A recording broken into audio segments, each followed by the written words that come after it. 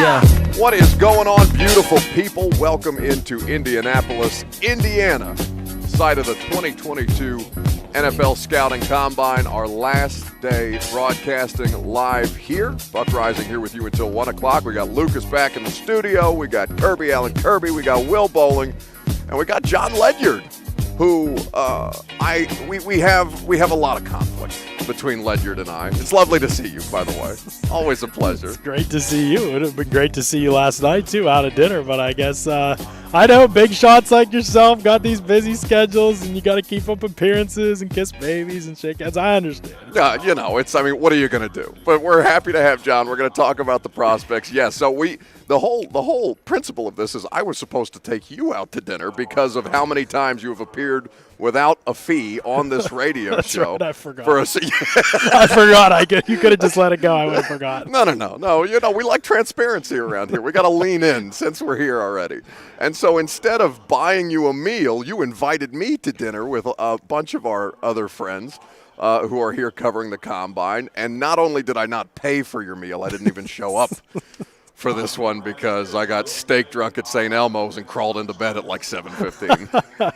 Hey, it's not a big deal at all. We just sat there for about 45 minutes waiting for you before we started eating, and it was fine, No, I'm kidding. It was a good time. Oh, the worst. John Ledyard at Ledyard NFL Draft is where you can follow him on the socials for all of his great draft insights. We have a lot to discuss over the course of today's show, but you and me, John, we got to start with this 40 times yesterday. Yeah. This was ridiculous to see the times that were coming out. You had a unofficial new record with Tyquan Thornton, 4.21, which would have broken John Ross's record by 0.1. If the record goes official, you had guys like Chris Olave out there running 4.26 at this point. So not only is he apparently the best route runner in the draft, he's also like one of the fastest wide receivers ever to be created. What the hell is happening with these numbers? This cannot be possibly accurate. They weren't accurate. That was the thing that made it so frustrating. Is you got Olave running a 4.26, and then official times come out and he runs a 4.39, and it's like, well, we would have been great with a 4.39 before we thought he ran a 4.26. Right. Now that we thought he ran a 4.26, it ruined the whole thing. Guy didn't run a second 40 because he thought he just ran a 4.2 for the first time in his life. Well, how could you not? And if you're his representation, you're saying, hey, don't get back out there. It's done. Never run again. 4.2, or you can. So they were. Still a very fast wide receiver group. Still a great performance at the Combine, no question. It's hilarious. Agents probably don't find it as funny, but these night 40s, for whatever reason, the agilities have just fallen off the cliff. Right. Three cones and shuttles are just atrocious the last couple years. There were two guys on the three cone that were sub 7? Yes. That's insane. You go back 3 years ago, there was 18. Year before that, were 23. Yeah, that's how different it is right now. So I feel like maybe that might be too inside baseball for the casual football fan listening at home. What guy, I guess, is kind of the value of that specific drill for the wide receiver position? Honestly, not much for a wide receiver specifically. Sure. If you're asking, especially three cone, think about the three cone drill. For people who don't know, it's like an L drill, and so you are literally bending around a trio of cones as you run.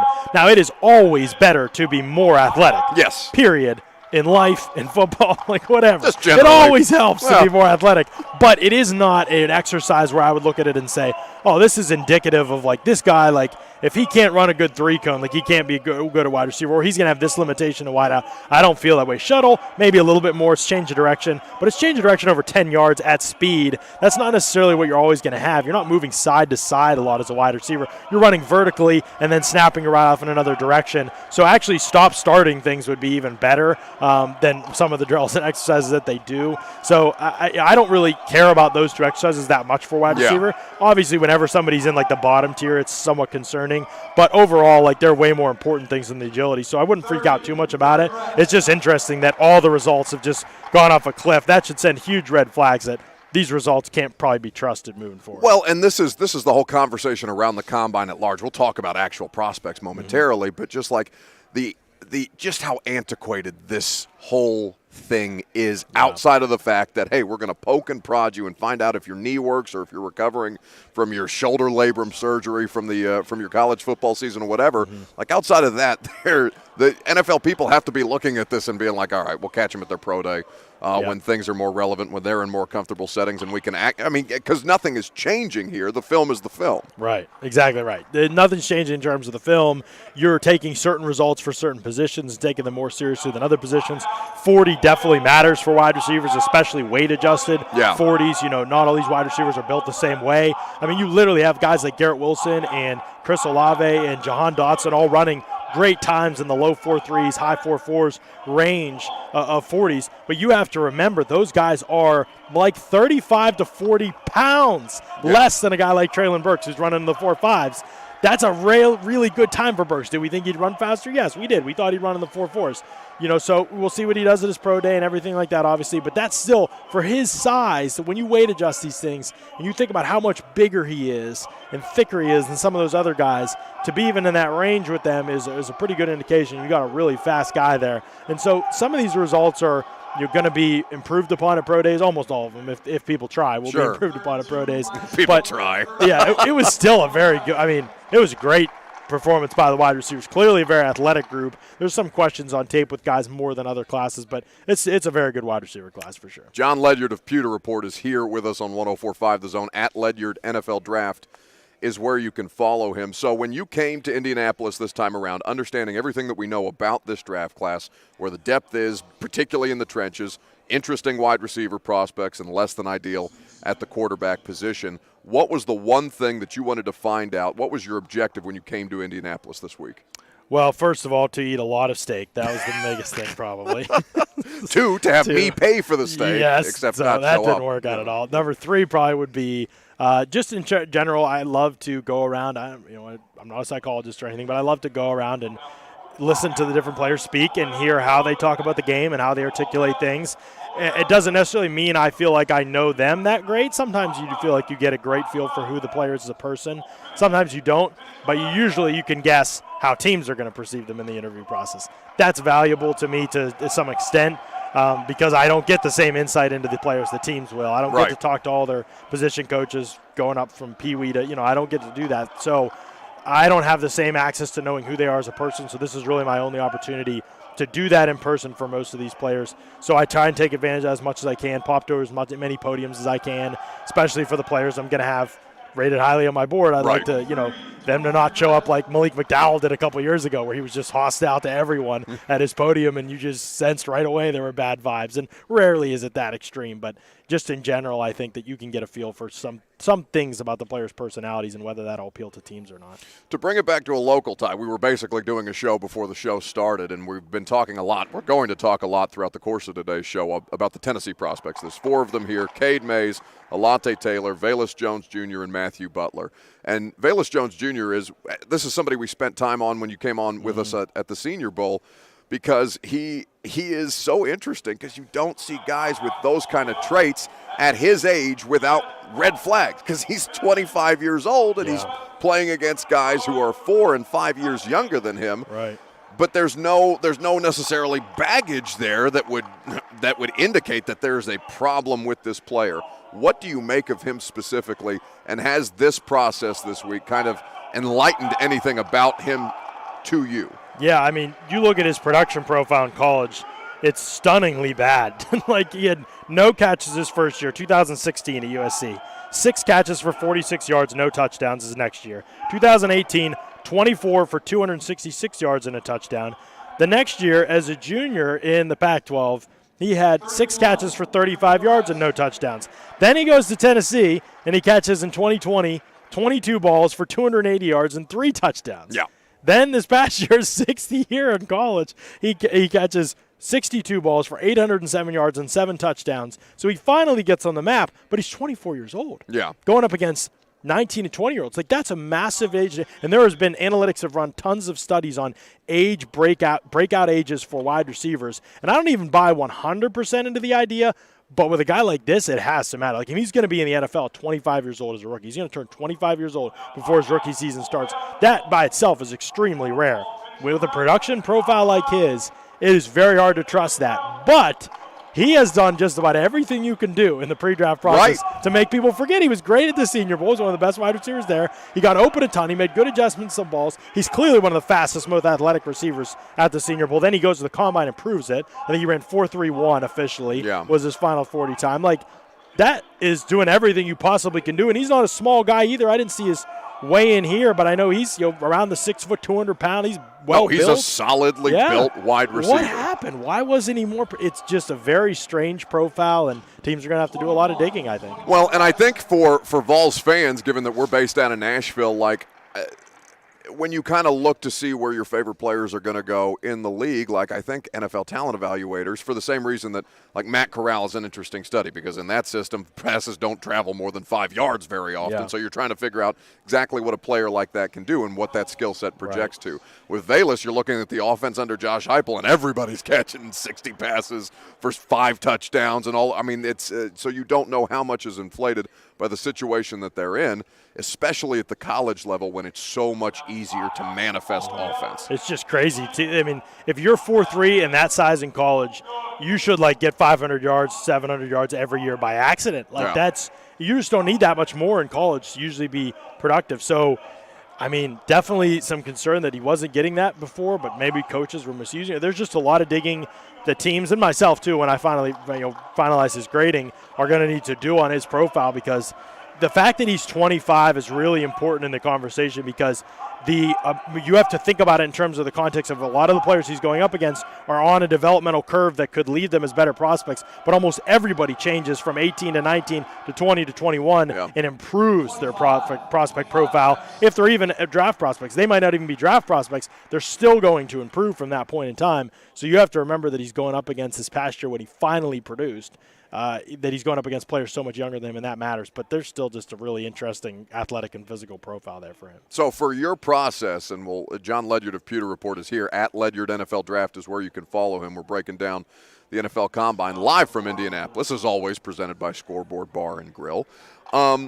When will you finalize your grades throughout the course of this process? Because obviously we still have a considerable amount of time for the draft. How do you go about this for people listening at home? Yeah, I have a numerical grading scale that I use for the players. So I grade everybody. Every position group has 10 categories, and I basically give them a numerical grade on a 0.5 margins based on each category and how well they do in those categories. So for wide receivers, for example, speed is obviously one, route running ability is one, ball skills, which include hands and ability to adjust to the ball outside your frame, that's another one. So I kind of take all these categories and I give them numerical values within the categories, then add it up, and depending on what the number spits out when I divide it by the total, that determines what kind of grade did they get. And if I think the grade's totally off, I'll go back and look at the tape and say, okay, maybe he's a little better in this area, and but usually it gives a grade that's indicative of where I see them on their board. And that process for me, covering the Bucks and having a million other things on my plate outside of just draft prospects now, that prospect for me will finish probably less than 24 hours before the draft. No, hopefully the week of the draft. I won't watch 300 players like I used to, Buck, but I'll try to watch 100 to 150 players and have at least 150 board graded for me at the end. Down among the lowly beat writers now, and also being the draft guru. It's difficult. It's difficult now that you're slumming it with the rest of us. Not everybody can wear all these hats and kill the game, but your boy's trying. John Ledyard, at Ledyard NFL Draft is where you can follow him. Always a pleasure, even if I have not yet paid up for all of these appearances. At some point, the bill is going to come due. Are you here the rest of this weekend? I'm here till Saturday, so tomorrow. Yeah, all right, there's an opportunity for this to still happen. Yeah, but I'm not making any plans because I'm not going to get my heart broken. So I'm just going to. I tend to flake. I tend to flake. It's a bad habit. Thanks, John. Absolutely. Thanks for having me. All right, a shirtless Ron Slay apparently is going to join us coming up next.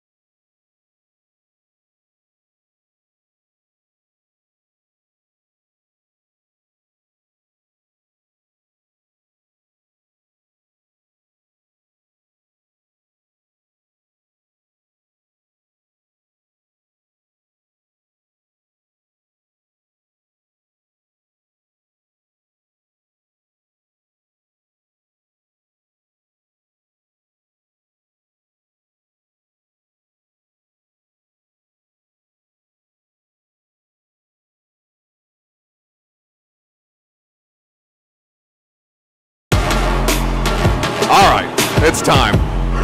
Let's do it. He's in the building.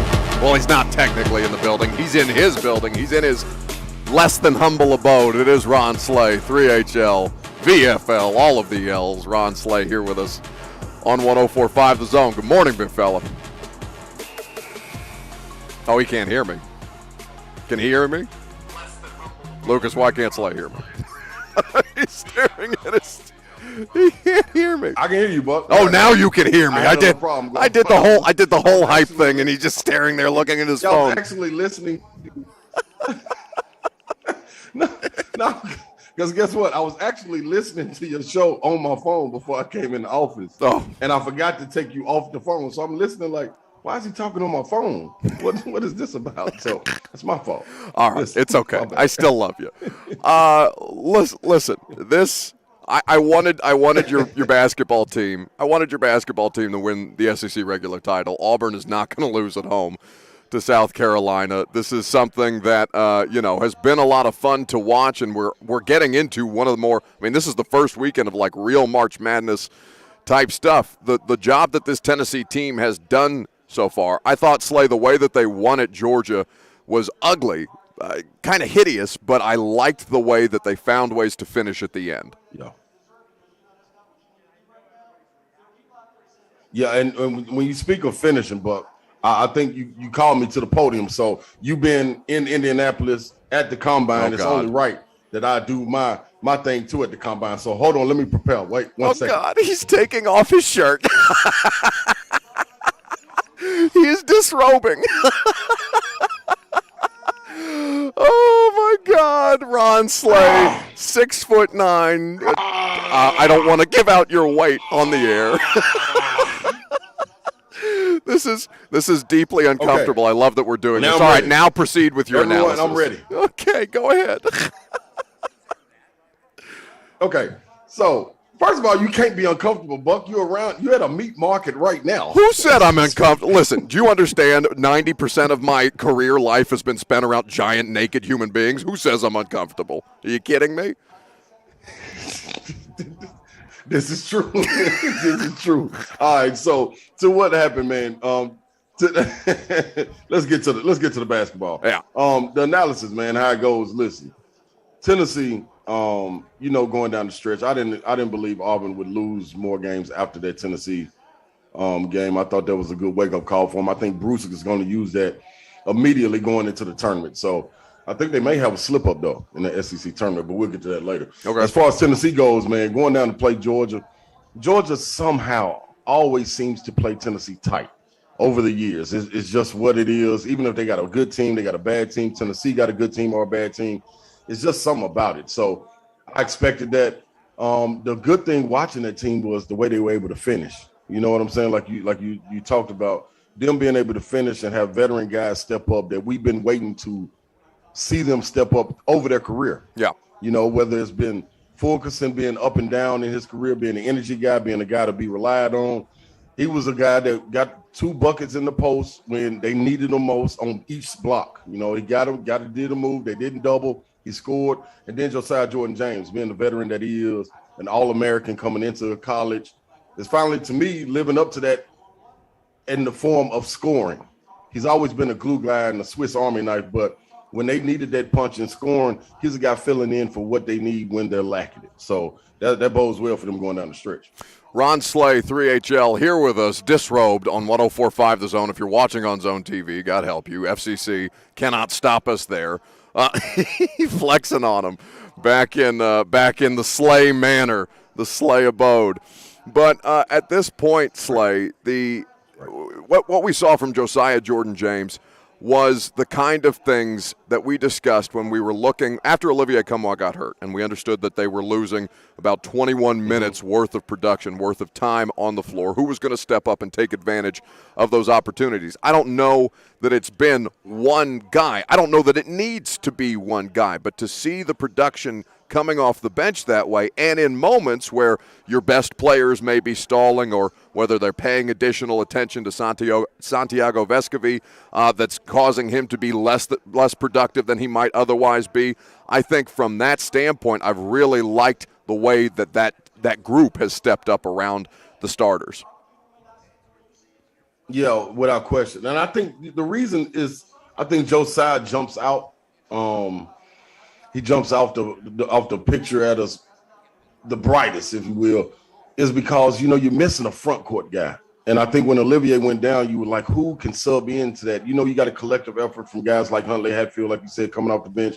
They do Euros when he starts, Fulkerson. So you got a four-headed monster trying to create what Olivier left as far as rim protection, rebounding, low post scoring, being able to stretch the floor. But Josiah being able to move from that small forward spot when Zeigler comes in to go to that four spot and be a stretch four and kind of get guys moving. As one thing they were missing also was screening. I think he does a good job of that. So him being able to do that and bring it all together is huge. It's huge for this team because you got to have, Buck, you got to have guard. Like, first of all, guards win games and guards win tournaments. Yep. Is that simple. But you got to have a presence in the paint, whether that's penetrating, whether that's offensive rebounding, whether that's being able to get in there and kick it out, whatever it is, you got to have a presence to make the defense shrink. With him being able to drive the way Kennedy does, Zakai does, Santi does, and him being able to stretch the floor, it all ties in together, man. You don't get to this point in the season and don't have 0 quad one losses without a guy like this and them being able to bring it together.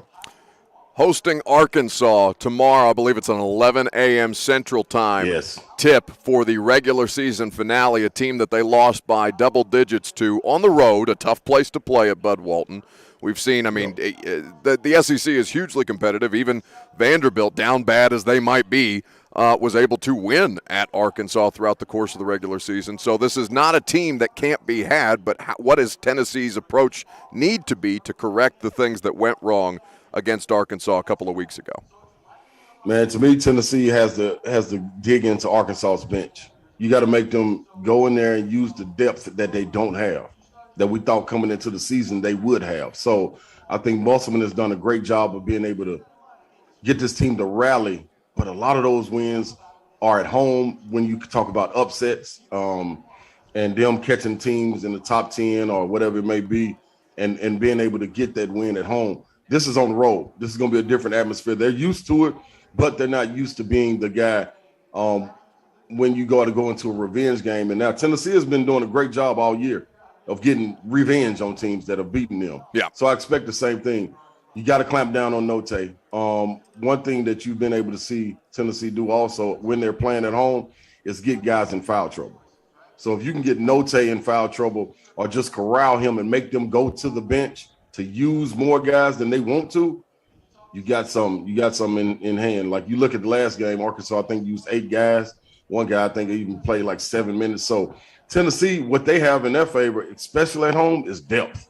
Everybody has experience because of what you talked about earlier with Olivier going down, with Fulkerson playing up and down. You missed the Alabama game with Kennedy, Chandler, and Fulkerson. So all of that, man, people have got experience, man. So, and another thing, you look for times in the season to find points to rally around.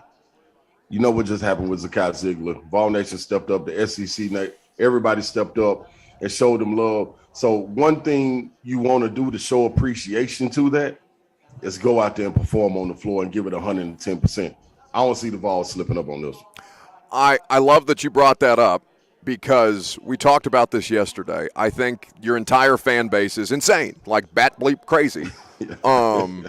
But I was so moved by that, Slay, the way that I think they capped the donations at $350,000, everything that's not going to cover Zakai Zeigler. And if you're unfamiliar with the story, of course, his family home in New York burned down. His cousin, who is special needs, lost a lot of the equipment that he needs just for day-to-day life. His mom is obviously in a situation where she's having to manage all of this, and Tennessee fans stepped up in ways that you can't even describe adequately what that signifies just from a human element, man. I could not have been. I've seen plenty of examples of that over the course of my time paying attention to Tennessee athletics and covering now Tennessee athletics on a regular basis. But that was one of the coolest things I've ever seen in my life, Slay.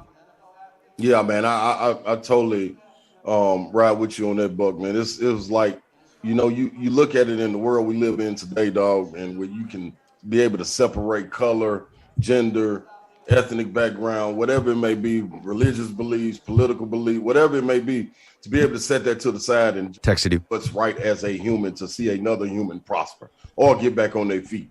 You know what I mean? You can't beat that, man. You can't beat that, man. And shout out to everyone. I think Vol Nation started it. And then, like you said, man, everybody looked at it and was like, whoa, wait a minute.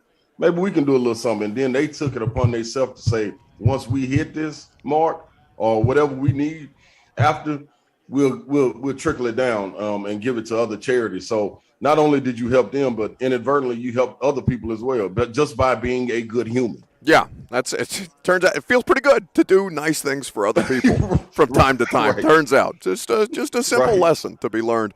And that's why I came on here without a shirt, Buck, because I want to do good things for people on their Good Friday and show them how I'm looking out here. Maybe not so many sudden movements. There's a lot of things. It's a jiggle. Listen, hey Buck. Hey man, that's part of it, man. How you think I get the dollars? What are you? If you don't jiggle, ain't no dollars. You don't get no jiggle. Theater of the mind happening right now. Theater of the mind. That's right. I mean, I feel like I almost ought to do this as a sign of being a good teammate. Like I feel like in front of all of these different NFL talent evaluators, all these different media members, I just need to strip down with no context for why that's happening and do this live on the radio. Will Bowling is violently shaking his head. No, please keep your clothes on. We're going to do an SEC stat of the day with Ron Slay, and then we're going to do a quick combine interview with Slay because I think this is laugh out loud funny. Lucas, what is the SEC stat of the day? The SEC stat of the day is the number 2. After Saturday, that will be the number of senior days that John Fulkerson has undergone in his 17th season at the University of Tennessee. He's like 110 years old. I'm interviewing Velus Jones Jr. He's like a 50-year-old wide receiver here at the NFL Combine. You've got Fulkerson, who I'm convinced is 47. Like, what are we? He's older than Velus, I think. He's got to be. He's got to be. He is, barely. Velus turns 25, I think, in May. Fulky turns 25 in April. Unbelievable slide. Hey, listen, though, this is what y'all got to realize, though, man. This is all set in stone, and the foundation is laid by a guy like Chris Winkie. He go out there and win a national championship. Now we all look at it like, hey, man, we can all do things like this. We can go back to school. We can all be Rodney Dangerfield and stay in school for as long as we want to, dog. So salute to Fulky. My question is, though, Buck, does he tear up and kiss the floor again? Because once you've done that once, it's almost like it's a little hollow. Can you do it again? It's a little hollow. Yeah, you can't play up to the crowd twice like that. No crocodile tears. Yeah, no, he's great. The whole thing. All right, Ron Slay is now at the podium. Let's do a combine interview with him, shall we? Height and weight, please and thank you. Yeah, 6'8", 282. Have you met with the Titans? You know, I did have the opportunity to meet with the Titans, but I had met them in the hallway.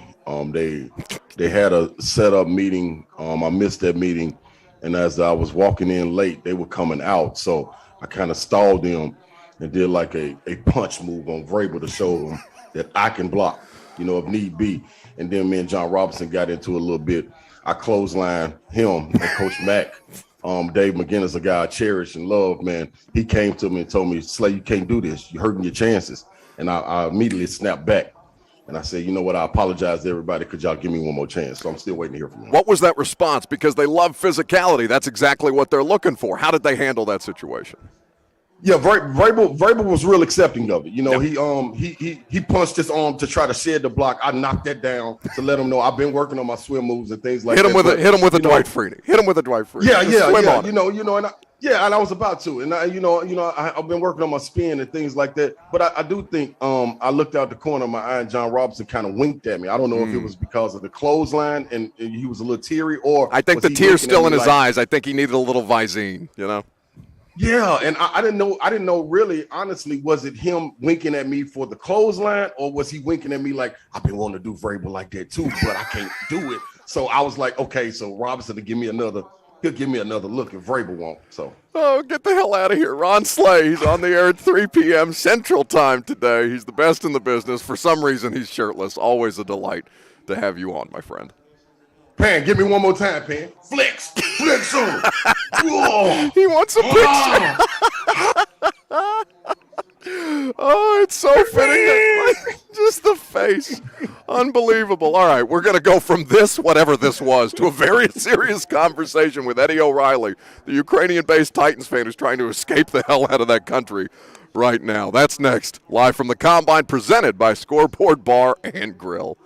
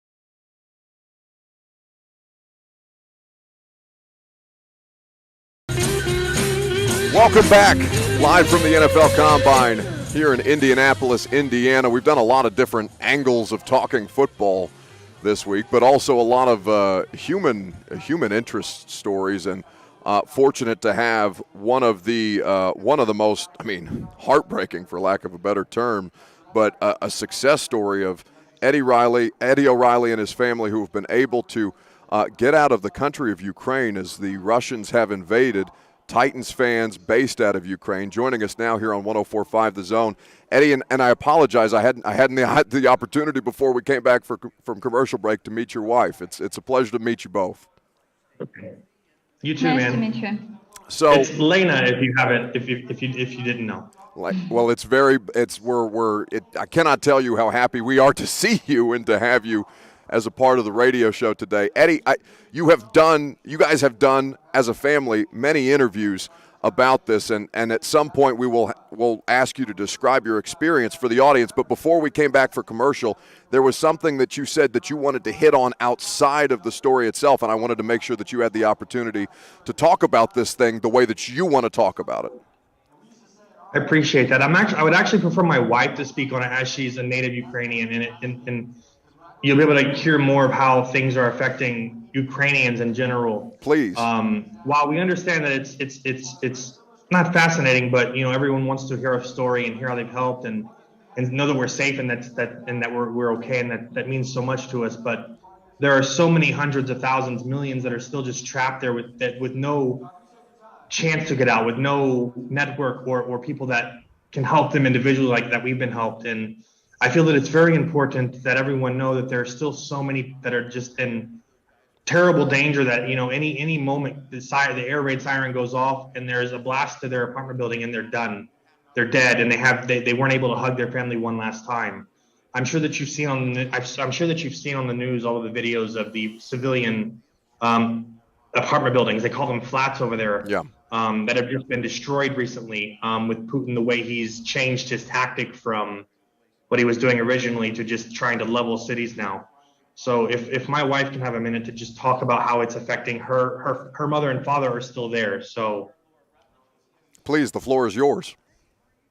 Yes, thank you very much.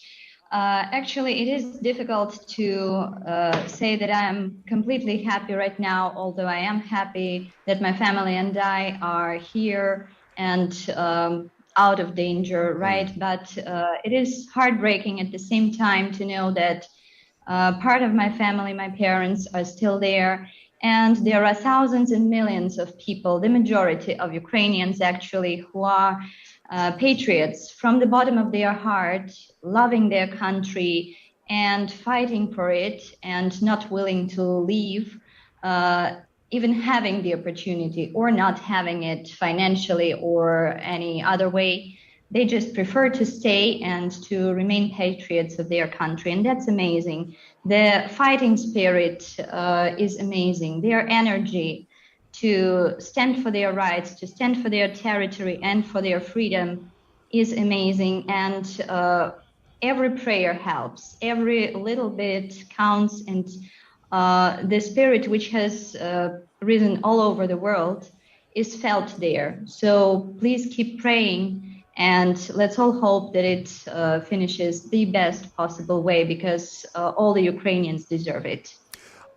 I'm so happy that you wanted to discuss that element of it, because, from our end and seeing the conversation around it, obviously we've all been exposed to what's happening in the country of Ukraine and what the Russians have done in just what has become an absolute international crisis. But the feel-good element of your guys' story, I don't want to make it secondary, but from my standpoint, as somebody whose parents have worked in international politics and diplomacy for 35, 40 years, I looked at that and said, there are still so much, the way that you've described, that we are not talking about. Like it is great to celebrate the fact that you and your family have escaped this country and what it is doing, but for those who remain, I mean, you have images of grandmothers learning how to make Molotov cocktails and threatening the Russians, come get us if you dare.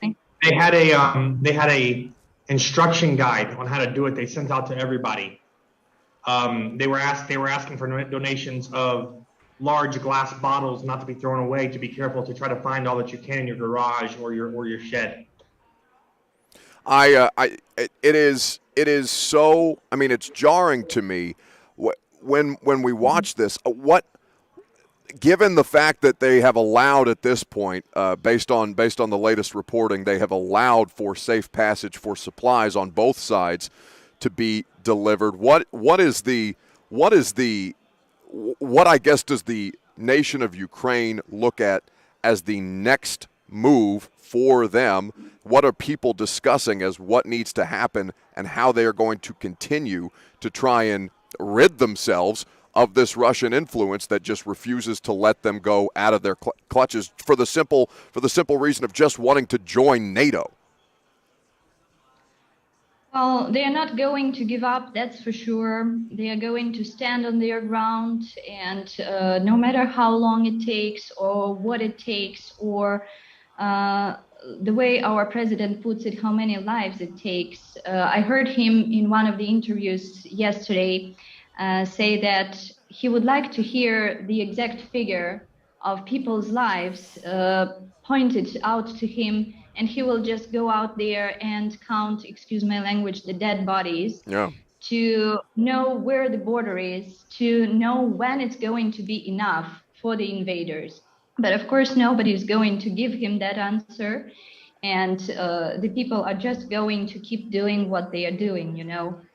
It's the prospect of the great unknown, but hopefully the one with a positive ending, the way it can be right now. Certainly, that is the outcome that all of us around the world are hoping for. Lena, this is something that native Ukrainians are used to, though. This existential threat of Russia on the border, constantly trying to continue to re-exert their influence, to an extent almost that Ukrainians who experienced this very same thing not that long ago, when they first tried to reclaim that as a part of the Russian territory. Is it just from the standpoint of people over there, and you guys in your experience, is this just kind of always in the back of your head, regardless of what we're seeing now, the threat that Russia is always going to continue to try this? Because as you articulated yourself, they have no interest in giving up on this. To tell the truth, it's only now that we have come to realize that, or even when they were grouping the Russian troops all along the border, nobody really believed or wanted to believe and realize that it might get as bad as it is today. Nobody expected a full-scale invasion. Okay, they wanted to claim that the Crimean territory is theirs. Well, that's been going on slowly, off and on, for 8 years now. The same with the two most eastern regions.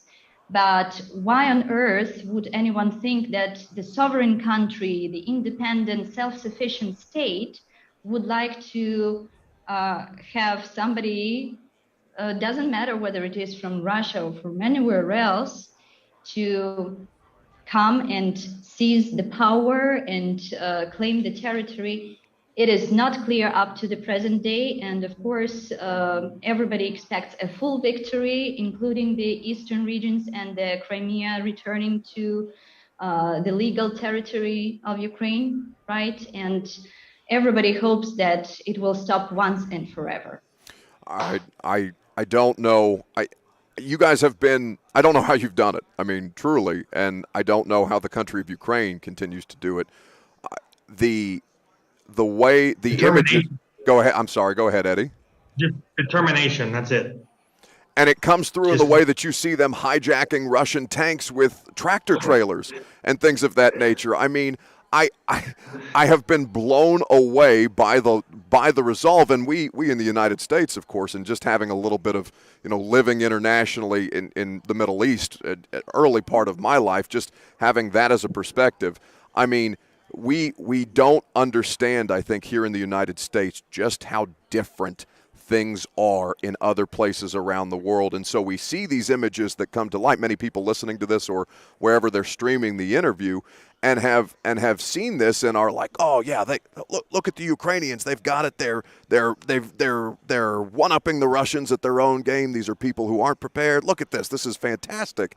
And still you move on from that, it would seem, because you continue to scroll to the next thing here in the U.S., and it kind of exits your mind, where this is going to have, I'm certain, lasting impacts on families just from a loss of life standpoint that we could not even begin to process here as Americans. I think that when you have a president like President Zelensky Texted you. on to throw down and get in the trenches with his people and lead by example, pick up an AK if he has to, I think it puts more resolve into the people of Ukraine. It puts more determination. It puts more spirit and willing to fight and stand their ground. And like my wife said, they're not going to back down. They're not going to stop until the Russians are either done or that the Russians have just fully overpowered them and taken everything they can. They won't stop. And it's an amazing thing to see. Grannies, they call them babushkas and dadushkas, walking up to these soldiers and, just giving them the business, whether it's with words or with sheer force. I'm sure you've seen the videos of these people just unarmed, just turning tank battalions around, just standing there and just talking to them. There was a video early on of a lady, probably just a little bit older than us, that had sunflower seeds, and it's the flower of Ukraine. And she walked up to a soldier and she was giving him the business, and she said, "Here, please take these seeds and put them in your pocket. So when you fall, sunflowers come from your body." It's just, it's their unwillingness to give up is just, it's an amazing thing to watch. I mean, it's hard. It's sad that it's happening. And I think the only way this ends is Ukraine just pushes everybody back or Putin dies. And it's hard to say. It's horrible to say, but he is the driving force behind this. If he's done, they're gone. It's the entire conversation around it. This one man decides how this thing was going to go down, if they were going to invade, if they were not going to invade. And ultimately, it just seems like he wants to return to the Russia of old as he knew it growing up. And for the rest of the world, that is something that cannot be allowed to happen, for the amount of loss of life that will come as a result.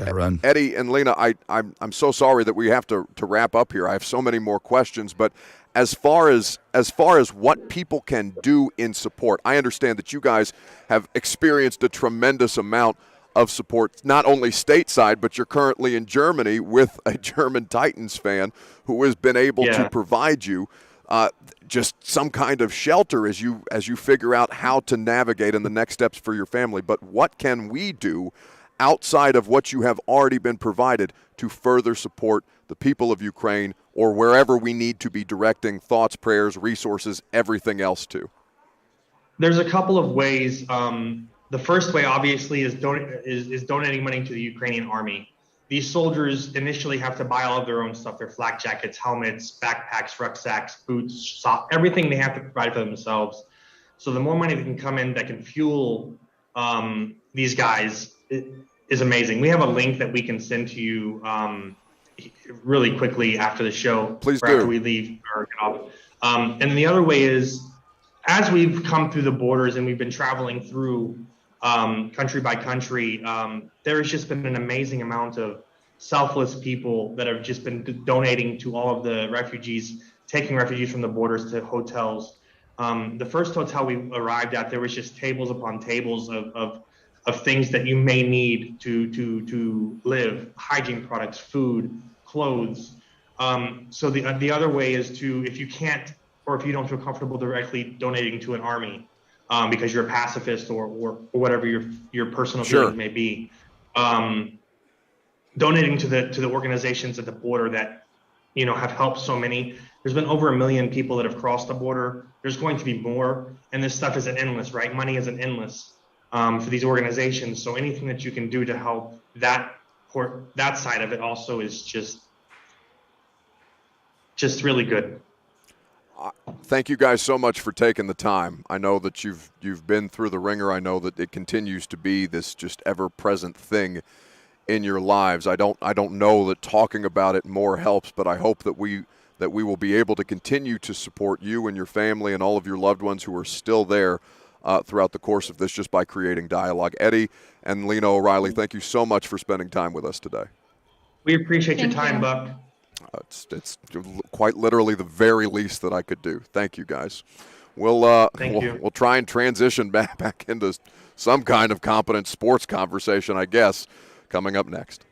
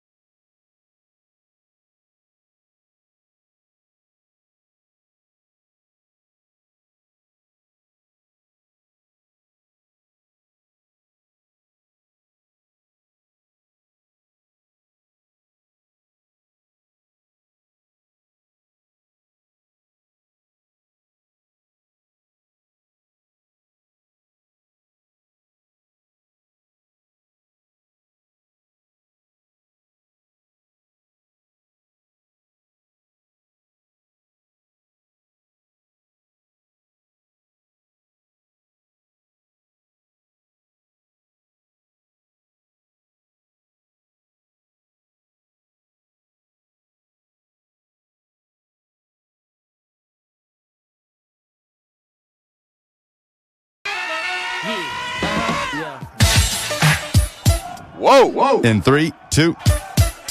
Man, that's a little transition. Look at Lucas Panzica back there DJing it. From the open to the Man in Black's music, it's Coach Mack time.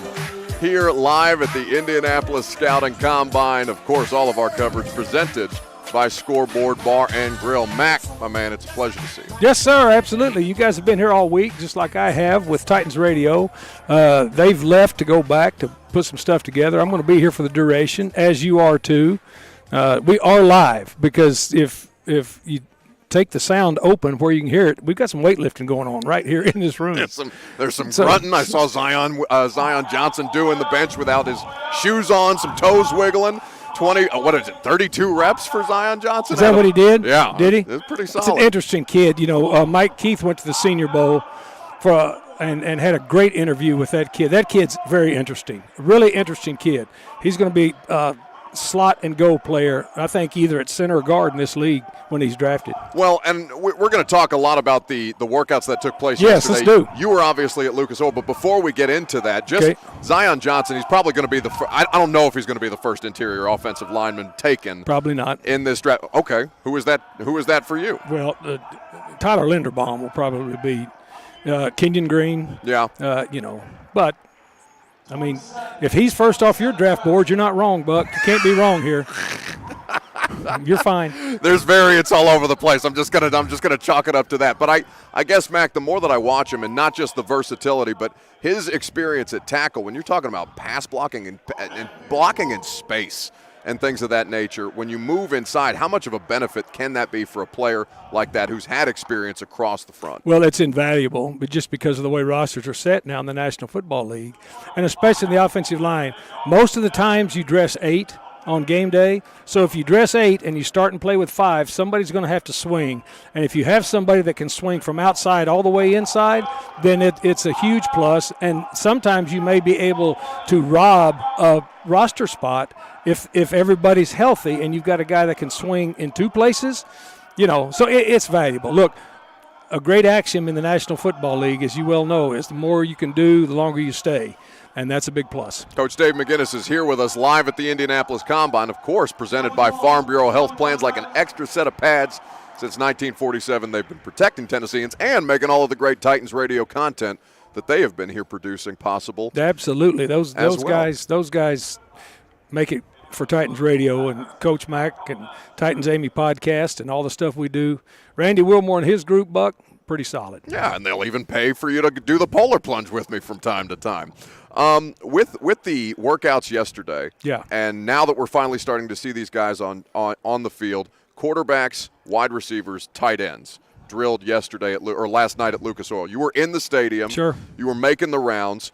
The drills at the Combine, Mac, I always think are interesting because some of it is antiquated based on the position that you're looking at, whether it be things like a 3-cone drill for a wide receiver or the 40-yard dash for an offensive lineman. Like, there's different things that I look at that you have to kind of grade based on position and account for. How do you, as a talent evaluator and as somebody who is moving around from suite to suite this time of year, talking about these guys, how do you kind of process what's taking place in front of you? Well, they're standardized tests, and of course you've got data to compare with from years back. Yeah, I've been to every combine since it started here in 1987, so but the drills have changed some to make it more position specific. Just if you watch the receiver drills, just a little note, instead of taking everybody and moving them clear down to the end zone, to be able to throw the fades to the back corner, well, they put cones out, and you can there's yard lines, and so they made the end zone out in the middle of the field, so everybody could get a better view of it. The 3-cone is important because everybody wants to see every position needs lower leg flexibility. I like that you bring up the 40 for the offensive lineman. Nobody really pays attention to the 40 of an offensive lineman. They pay a lot of attention to the 10-yard split. Yes. It's a lot of attention to the 10-yard split, and so that you have to mine into the details of the position with each drill that they do. Like they used to, just like the tight ends yesterday, when they were doing drive blocking, they used to drive block somebody holding a pad. Well, You couldn't get any force there. Right. Well, now they've got it. They've got an actual sled that's got a circular weight on it that gives them some resistance, so you can see if they got any power in their hips, whether they can, whether they don't. They just don't get straight-legged very quick, where they can stay and lock out. So they've, I worked the floor here, Buck, as a linebacker coach for 7 years. And we were always, trying to think of different drills that we could do so that everybody, and everybody has input into it. Yeah. They don't just arbitrarily say, here's the drills you're doing today. Like today we're going to do monkey rolls and you're going to like it. We just don't, they don't do that stuff. It's all for a purpose. I want to, the biggest struggle I think I have as somebody who's here and talking to people at home is I don't want the terminology and the drills to just start kind of wash over them. I want them to understand the value of what it is that we're saying. So when you say, for example, 10-yard split for an offensive lineman, what is that drill and why is it important for an offensive lineman? Well, that's where all the contact is for an offensive lineman, right? Yeah. I mean, it's the get off, it's the snap, it's how quick you can get off, it's how much force you can generate early, and it's how much force you can generate, because you really look at it in a ball game when you and there's all kind of analytics now, but I don't need analytics to know what I've seen for 36 years. Offensive linemen aren't running 40 yards. Not very often. But what they have to do is they do have to be explosive, and they have to be quick to get a jump on the defenses at the snap of the football within that 10-yard frame, and then even boil it down more to that 5- and 6-yard frame, because the National Football League, football is played in short bursts. Yeah. It is. I mean, it's short, quick, violent burst. And so for an offensive lineman, that's the area they live in. When we had Cosell on yesterday, we basically decided that the mantra for this week is the film is the film. Nothing is going to change about the player and what they're able to do from this week outside of the medicals primarily and how these guys interview.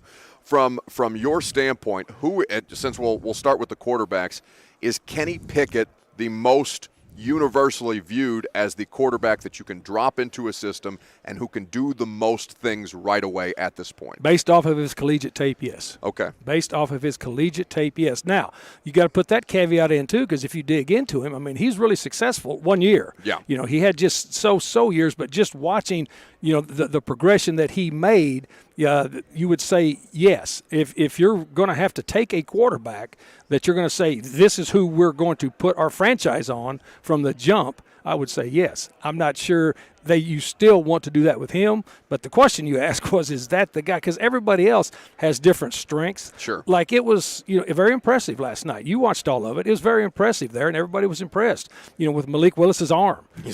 Incredibly impressed with him. But they were also, very impressed with Desmond Ritter's athleticism. Yeah. And then Sam Howell really did a nice job yesterday. He had some spin on the ball. And so they all have their strengths, but this group of quarterbacks, Buck, I know you know this. You've heard this all week here. I've known this for 2 months, and having dug into these guys, this group is not – they don't have anybody in this group, Buck, quarterback-wise, that you're going to jump up and sell the farm to go get in this draft.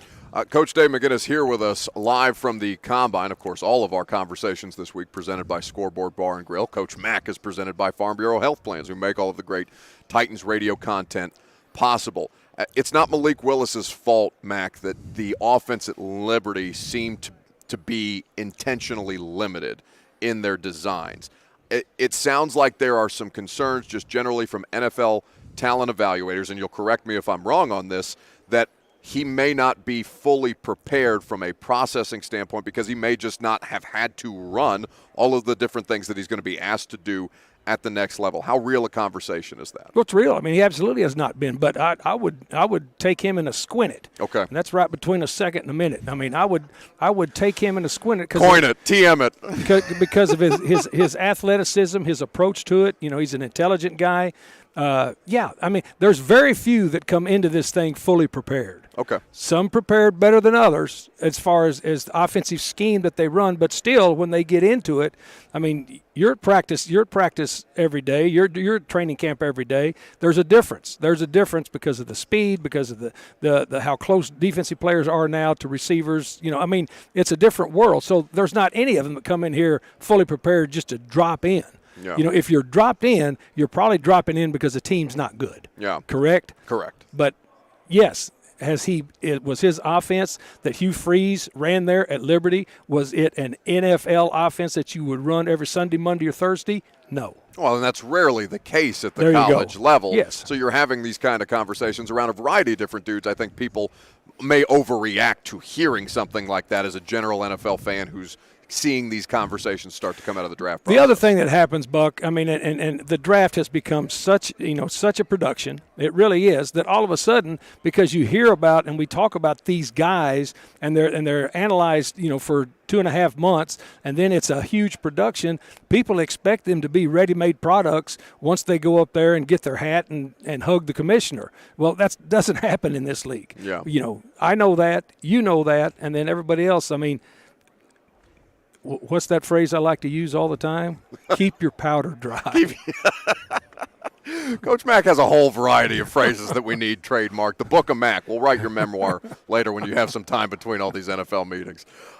Mack, the wide receivers are obviously a big talking point for us locally. Yes. And always throughout the Sure. course, you're always looking to add good football players to the team, of course, particularly when there are so many different skill position players in this class. Who has kind of stood out to you, both when you watch them on tape and now that you've been here for a couple of days talking through with a lot of the talent evaluators? Are we on Twitch or some TV or something? We're all over the place. Is this where I'm looking at? No, don't give away the state secrets. What are you doing? No, they, if they can figure this out, God bless them. This is my worksheet for last night. Yeah. For the positions and what I do. I've got a grading system that I've used for years. This is working well as audio too. They can hear you rattling it. Yeah, here, rattle this. This is it. I can show them right here. But anyway, when you start look, the first thing that jumps out at you off of when you're processing tape, and then you get here and watch them. It's a fast group. Yeah. Fast group, and there's going to be help throughout the third, fourth, and fifth round. Right. With this group here, and they come in all shapes and sizes. The kid down at Memphis, Calvin Austin III. Impressed a lot of people, not just at Senior Bowl, but here this week 5'7" as well. 3/4, 170, and 4.3 doesn't matter. Anytime you say 4 and a 3 after it, I don't care what the next digit is. It's fast, okay? And plus, but you look at his vertical and you look at his standing broad. I mean, this is an explosive kid that is really, really impressive to watch. The guy that I really like, I mean, is from Tennessee. I liked him when he was playing there. I like him now, and I like the fact that he did it on a national stage. Is Velus Jones? I want to talk about him. No, this dude. I do that coach-to-coach show all season with Doug Matthews for 20 weeks, and covering Tennessee in the Southeastern Conference. I love this guy as a player during this season. But what he did out here, his hands, he's got hands, he's tough, he's a returner. I like him. The other guy, Buck, this is a guy that in the middle rounds, I think this guy, sometimes you hear about guys coming here and bumping themselves up rounds, yes. and some guys come here and decelerate their rounds. Sky Moore from Western Michigan.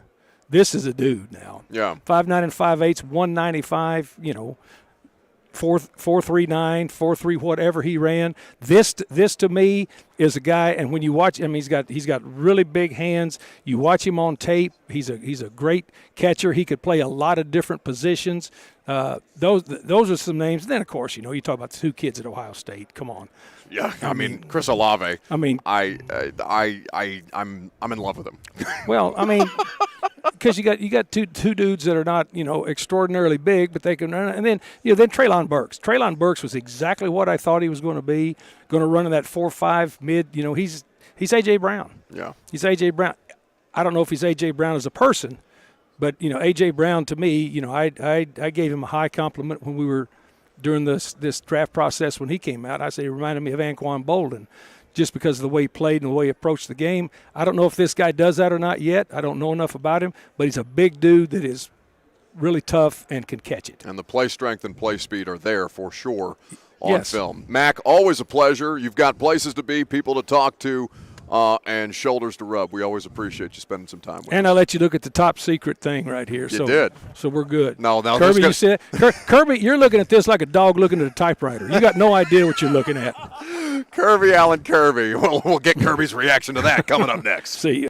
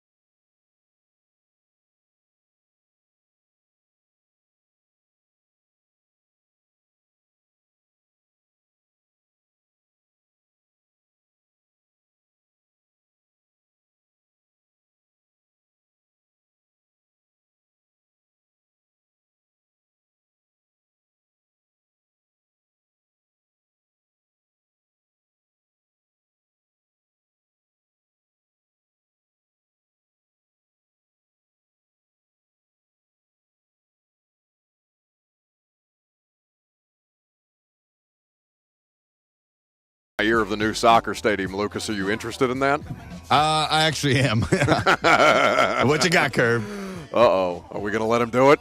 Oh no, I was being complimentary. I said one of the things that advantages that comes from the new soccer stadium is that it is a matter of time. Be good, Coach.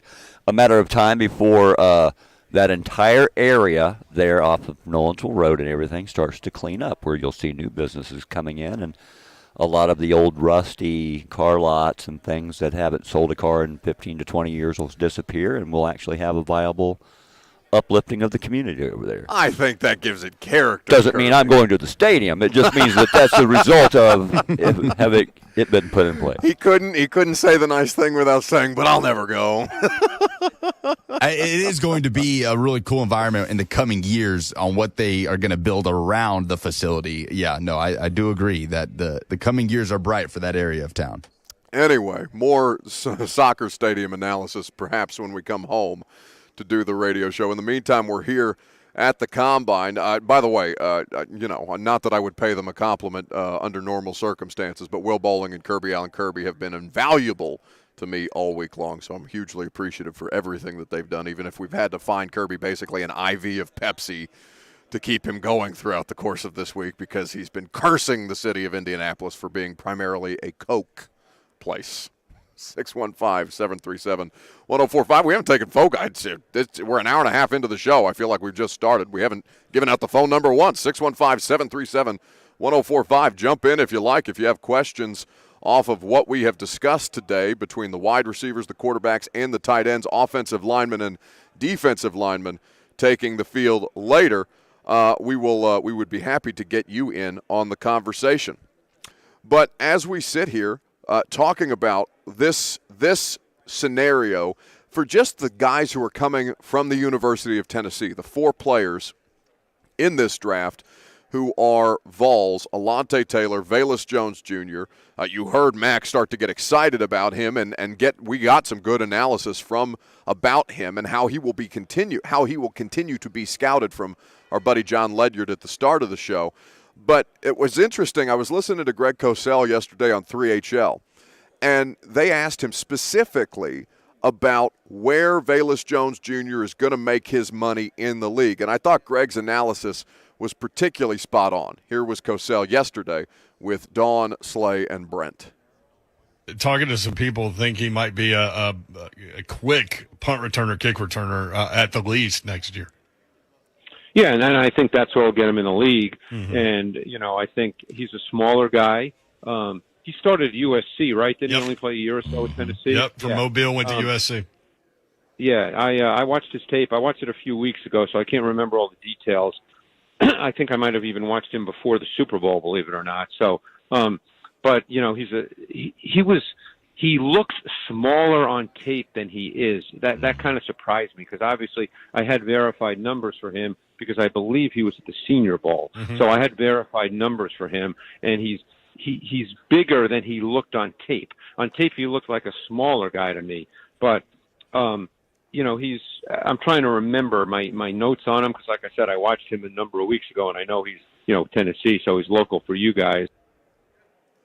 That was Greg Cosell talking about Velus Jones Jr. and how he projects at the next level. The age thing is interesting, right? Because you're talking about a player who we don't know if he's hit his ceiling typically at that age coming in through the draft process. Well, typically you're not coming through the draft process at that age, but how much better of a player can he be? We'll get into more, because I had the opportunity to talk for a considerable amount of time with Matthew Butler today, the Tennessee defensive lineman, the fifth-year senior who is coming off a career year and who is getting a lot of buzz here in Indianapolis. We'll do that in a second, but first to the phones. 615-737-1045. Andrew is in Birmingham and wants to weigh in on this Friday. Hello, Andrew. Hey, Buck. I just want to say I'm a huge fan of yours, and I really appreciate the work that you've done, first of all. That's kind of you. But I was wondering, I haven't seen on Titans Twitter at all. I saw several tweets. We've interviewed people such as Mechie. I've seen other interviews. But one person I've been looking out at 26, I've seen some posts about. I haven't seen Jameson say anything about him being interviewed by the Titans. if we haven't interviewed him, is he possible at 26?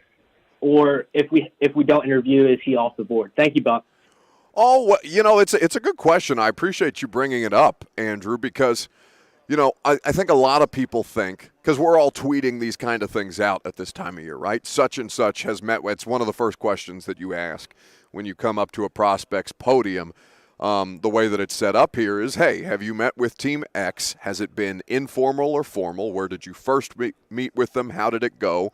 And what do you know about that team, right? That's the basic first conversation that you have with these guys, or at least that's been my typical approach. I think that's fairly common across this event. But with Jameson Williams, it is not guaranteed that just because a player has or has not met with the Titans, that the Titans or any NFL team, right? This is, I think Jay Martin Ramon call it lying season. During the Titans season, John Glennon has coined the term the crafting of lies for how they handle the injury report. Like, lying is very, very much embedded in the fabric of football. So you may hear of a prospect interviewing with the Titans, and the Titans never sniff him, right? And as opposed to a guy who they won't have met with and they'll take with a second. I mean, they don't have a second-round pick this year, but you understand the principle. So, of course, it's possible at 26. Jameson Williams never run a 40-yard dash. He never did it at Alabama. He's not going to run this week, obviously, at the Indianapolis Combine, given that the ACL tear just occurred in January's national championship game.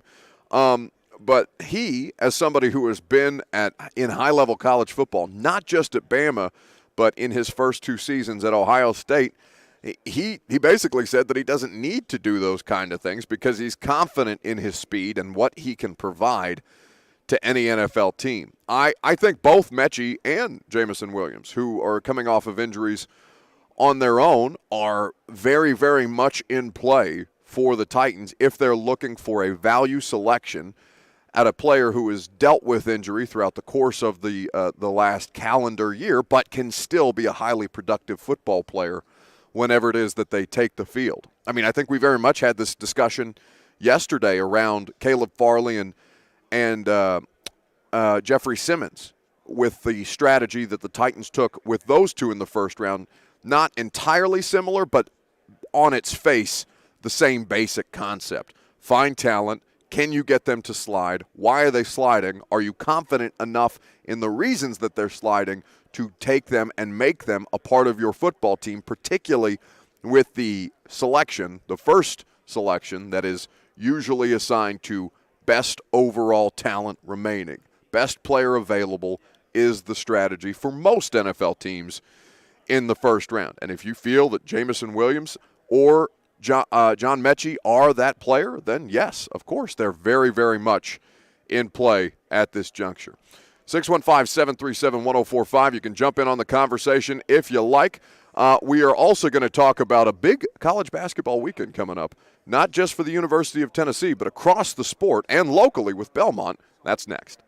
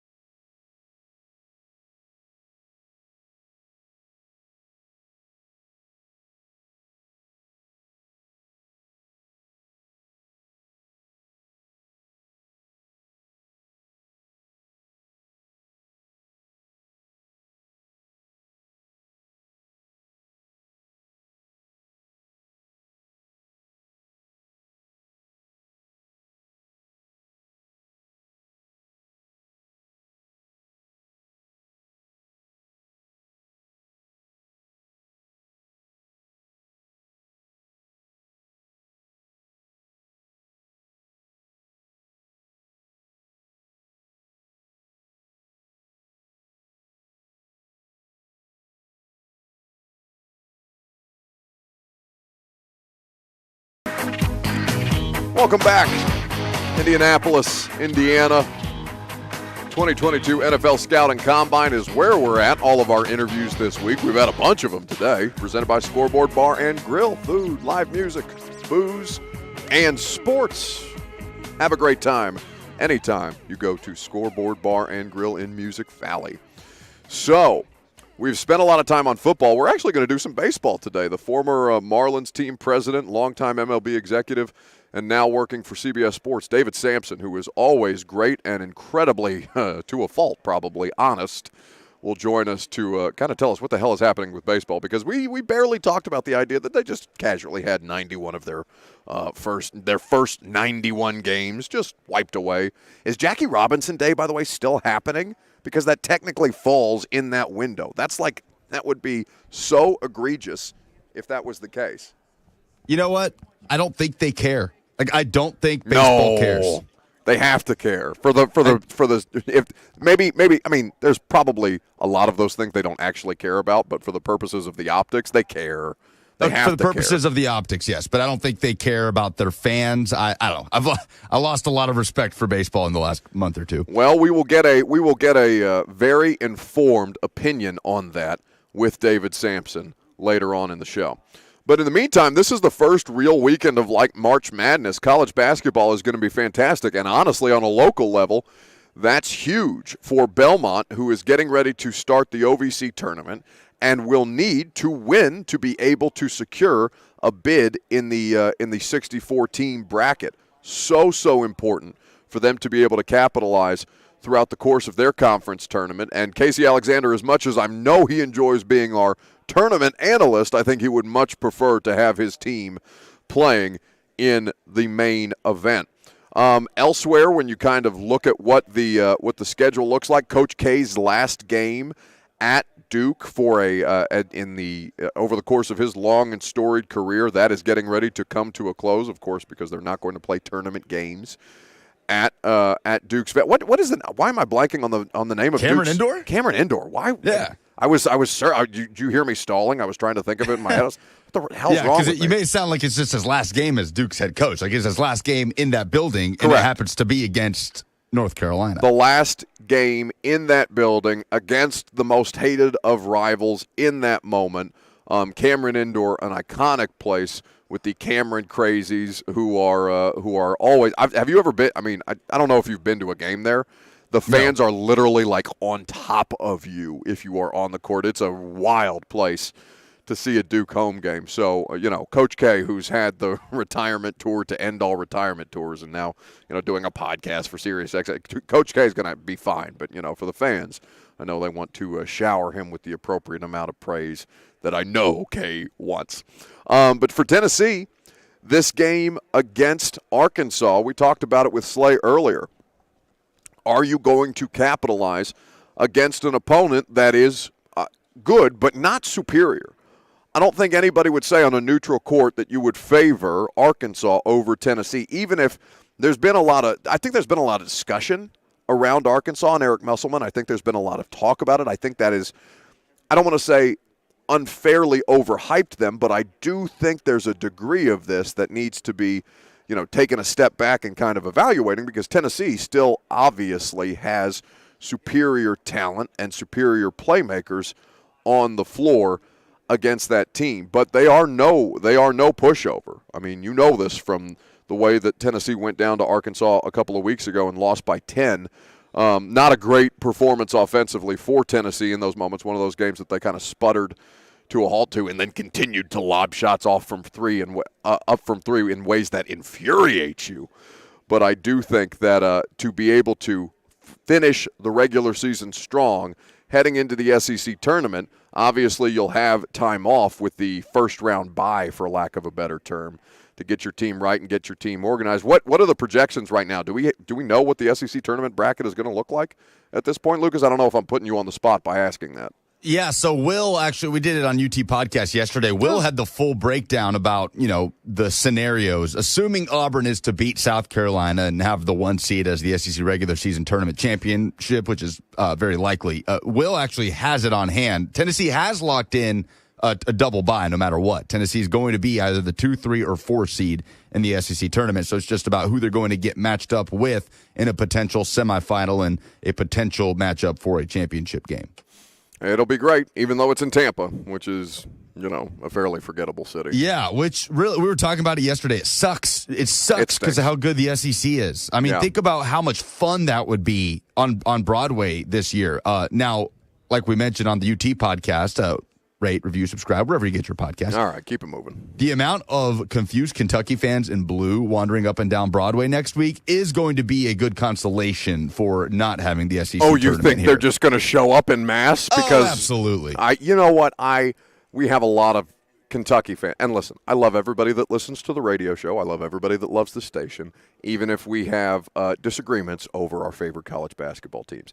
But for the purposes of rooting interests, we put out the poll question yesterday. Do you root against your friend's team? I'm not friends with many Kentucky fans, but I do adamantly root for bad things to happen to Kentucky on a regular basis. And so the idea of Kentucky fans showing up in mass to just get on pedal taverns and not realizing that their games aren't being played here, that brings joy to my heart. Well, they will be there. They're going to show up in Tampa, but they're going to show up here, too, thinking that it's still here. By the way, I just pulled up the box score as you were talking about it from the first matchup with Arkansas, and I just made a face at the assist-to-turnover ratio in that game. Tennessee, 5 assists, 15 turnovers.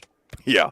I mean, listen, it's in any sport, turnovers are going to be a critical part of the matchup. Now, Will just texted me seeding scenarios for the University of Tennessee. If UT wins and Auburn loses, they're, of course, the 1 seed. If UT wins and Auburn wins, Tennessee is the 2. UT loss and Kentucky loss, UT would be the 3. And if Tennessee loses but Kentucky wins, Tennessee would then be the 4 seed.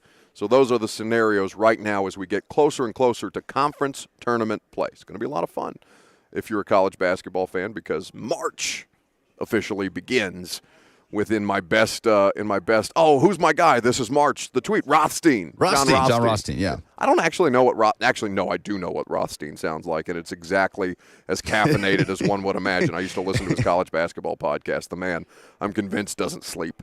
No, he sleeps in May. He sleeps. The mid-major madness. The mid-major madness is arguably more fun than the Power 5 tournament madness leading up to the big dance. I'm so mad at you. I'm so mad at you for just completely steamrolling your own joke and launching into actual college basketball analysis. That was a good job by you, and you killed it. You killed your own joke. It's the subtlety. All right, proceed with your conference tournament analysis. No, I mean, that's what I love about March Madness is all the mid-major tournaments, more so than the Big Ten and the ACC and the SEC tournament. I'm going to watch all of those, but the idea of only one spot being on the line, like looking at the Big South with Winthrop and UNC Asheville and, Colgate. I don't even know if they're not in that conference, but just the one spot on the line for 12, 14 teams in one tournament, that's what makes this so much fun. And for Belmont, like their season's on the line tonight, a 9:30 tip too. It's crazy late. It's going to be a battle against Morehead State. Last time they played each other, Belmont won in the 40s with under 5 seconds left. And then they got to go play a Murray State team if they win that game that blew them out about a week ago up at their place. Yeah. So the mid-major madness, man, that's what you love about March.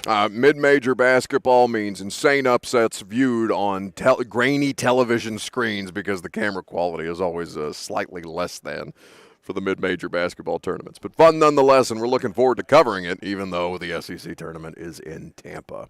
When we come back, we're going to get into a discussion that we were having earlier. Well, actually, Lucas wants to yell about the 40-yard dash, so we're going to allow him a platform to do that.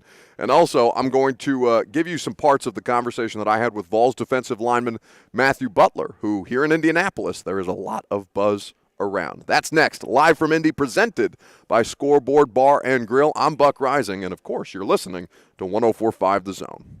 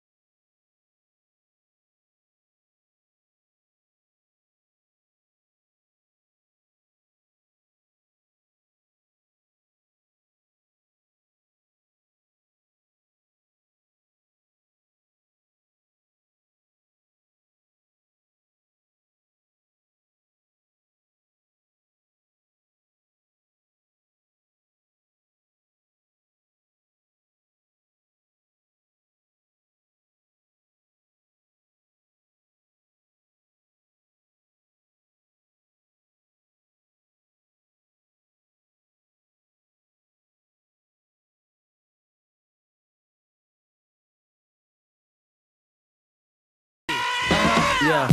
Go. Man, let's wrap this thing up live from Indianapolis. We're happy to have you guys in for the final hour of our Combine coverage on air, at the very least. But I'm here through the weekend, going to be providing you all kinds of prospect and draft analysis on the 104.5 The Zone social media channels all week long. Buck Reising here with you until 1 o'clock. Happy to have you as a part of our show today. We've had a fun week up here. Lucas is making it happen behind the scenes. Alan Kirby holding down the fort. Will Bowling making it happen on the Zone TV stream as well with me. All of this made possible by the great folks at Scoreboard Bar and Grill. Go check it out this weekend. Hang out, live music, enjoy yourselves. The Spasmatics, one of my favorite local cover bands, are regulars there. They kill it. On a weekly basis, you can go get some Hiroshima hot chicken, some what are the boozy slushies called? Kirby, do you know this? Talking about bushwhackers? Bushwhackers. I think they're called boozy slushies. Well, the same thing. Boozy slushies. In New Orleans, they would be referred to as a hurricane. Well, see, this is a regional thing. Bushwhacker sounds, I don't know, Bushwhacker sounds problemack. I think he's correct on that name. I've never had one. But No? You strike me as a Bushwhacker type of guy. No, I'm a straight bourbon dude. Oh, well, very good. 615-737. Back to the shadows, Kirby. 615-737-1045 is the number if you want to jump in on the final hour this week. So we're at the Combine, and we started with Ledyard off the top. John Ledyard, our draft buddy from Pewter Report, and we didn't really get into the ridiculousness around the NFL Combine drills last night that took place at Lucas Oil Stadium, because the numbers that were coming out, particularly on these wide receivers in the 40-yard dash, were, out of this world. Like, apparently all of a sudden, without anybody knowing until yesterday, this is the fastest wide receiver class in the history of NFL drafts. And I texted Lucas that this morning because I'm looking at the numbers for Chris Olave, who's running a 4.26, which is jaw-dropping, frankly, especially given that he's the best route runner in this class. You've got guys like Butler's Tyquan Thornton, who's breaking the all-time record with a 4.21 that was set a couple of years ago by John Ross. And all of these numbers start coming out, and I started texting football people like, what the hell is this? Like, this can't possibly be accurate. Am I missing something by just watching this on television from my hotel room? Because they don't look like they're moving much faster than the average wide receiver would. So I don't know if I'm just, it's the product of how this is being sent to me on my television screen that I'm not processing it the proper way. And I just get a bunch of side-eye emojis back from people who are in attendance at Lucas Oil, because there's no way possibly that all of these guys could be breaking these kind of records without any conversation, any dialogue around it. Like, you don't go from a 4.3 guy to a 4.2 guy in the matter of a week just because we're here in Indy. Like, something's screwy with the clocks. And I know the official times ended up being a little more reasonable, but Lucas, you were made furious by this when we were talking about it this morning, getting ready for the show. You want to explain to people why this made you so mad? Well, it's my problem with the Combine, because the biggest pieces, the biggest headlines that come out of the NFL Combine are often the things that matter the least 4 or 5 years down the road when you look at these prospects and how their careers pan out. And it's not just the 40. It's bench press. It's the 3-cone drill. It's broad jump. It's their vertical. The most important thing, would you agree that the most important thing happening at the Combine this week are the face-to-face interviews between prospects, coaches, and general manager? No, the medicals are more important. Okay, besides the medicals, making sure that they are fit to play in the National Football League. Yeah, and that's the one thing that you and the media don't get to cover.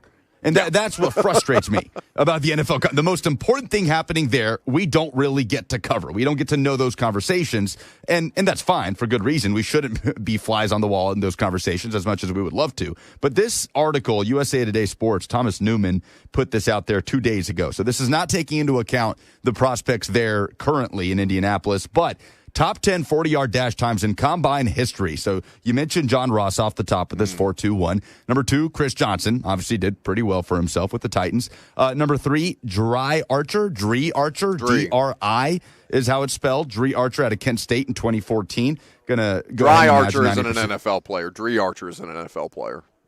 Okay, gonna imagine 90% of our audience does not know who that is. No. Number 4, Marquise Goodwin out of 2013, That's decent career. Marquise. Number 5, Henry Ruggs. Keep it going. Well, we know what happened there. Jacoby Ford in 2010 had a cup of coffee on the Titans practice squad. Not much there. Jalen Myrick in 2017 out of Minnesota. Who? A top 10 40 time ever. Exactly. J.J. Nelson in 2015 had a brief stint with the Cardinals, and then he's bounced around some practice squad. Javelin Goudry in 2020, the corner out of Utah. Cool name. Never heard of him. And number 10, Zedrick Woods in 2019, a safety out of Ole Miss who retired his rookie year with the Jacksonville Jaguars. You can go through the broad jump and the vertical and whatever else you want to go through, and you will probably recognize maybe 3 names out of the top 10 ever. By the way, Buster Screen, the second best 3-cone drill in combine history coming into this year. I did not know that. Lower body flexibility matters for a corner, and he's had a nice, productive NFL career. But I say all that to say the biggest headlines that come out of this thing tend to be the 40-yard dash because it's just speed. It's just running fast, and it's fun to watch, and it ends up just not mattering. John Ross is not a good football player in the NFL. He's not in the NFL anymore. And that's what frustrates me. His 1-year contract with the Giants has expired. So that's what frustrates me about the NFL Combine more than anything. It delights me that this bothers you so much and that we've spent basically like a month doing just exactly this. Like, I know how important the Combine is. I really, really do. We don't get to cover the important parts. You're spot on. Like, the most important things that football people get out of this particular event are not things that the media writ large have access to be able to distribute for the fans, because, of course, God forbid that Mike Vrabel find out that we know what's happening with the wide receiver that they may draft in the first round who may or may not be dealing with a knee injury, hypothetically, of course, because it's always fun when you get around other NFL media who aren't normally at your team's press conferences, because Mike Vrabel at a podium with guys and girls who don't know him is so funny. When you have somebody being like, "Hey, Mike, do you think that the way that you guys got production from the running back position devalues what Derrick Henry is, and what is the health status of Derrick Henry right now?" And you just see him just kind of snort and like almost like rear back a little bit as he gets ready to steam coming out of the ears like a cartoon. He's almost like gnashing his teeth and just like in ways that have to be deeply not good for his jawline, but whatever. Or if somebody's asking him, "Hey, Mike, you worked for Bill Belichick for a couple of years. How do you think he's approaching the hiring of his coaching staff?" And Mike just immediately looks at him and like, I was never on his coaching staff. I played for him. Doesn't affect me one bit. Is Bill even here? Why don't you ask Bill? Oh, he declined this year. That's probably what I should have done to avoid questions like this. That's what's happening. That's what we're all here to do. It's a clown show, bro, the whole NFL Combine. But those two elements of it are critical for the football people who are ultimately responsible for constructing the roster. So this thing is going to continue to exist, if not in Indianapolis, in some locale that the NFL is going to make more money than they should off something so stupid, because people want to come to see the wide receivers run really, really, really fast, Lucas. That's why it's good TV. I mean, it's not even that good TV. What do we think? Like Tyquan Thornton, did I say his name right? Thornton. I got you shook now. You're scared of that list after I started correcting you in real time. But Thornton, who is he as a prospect? I had never heard his name until his 40 time. Like, what do we know about him as a football player? As we sit here and we rave about his 40 time, and suddenly he's turning heads like a day 3 guy. Right. Like, okay, yeah, he's probably a good track runner. Does that make him good at catching footballs and running routes? We overblow it so much. It's an impressive thing to be able to run that fast. Yes, and it's important for a receiver in the NFL, but it's just we make it so much more than it needs to be, in my opinion. The biggest conversation, just to kind of like crystallize this for an example, for that everybody listening to this will understand. 2019, the NFL Combine, prior to that season, right, the season that the Titans went to the AFC Championship game, there was outright controversy around 2 players in particular. One, Zakai Polite, edge rusher out of Florida, who I was at the podium for the most disastrous Combine media availability one has ever witnessed. There were news articles written about how poorly this man handled himself in front of, the rest of us vultures.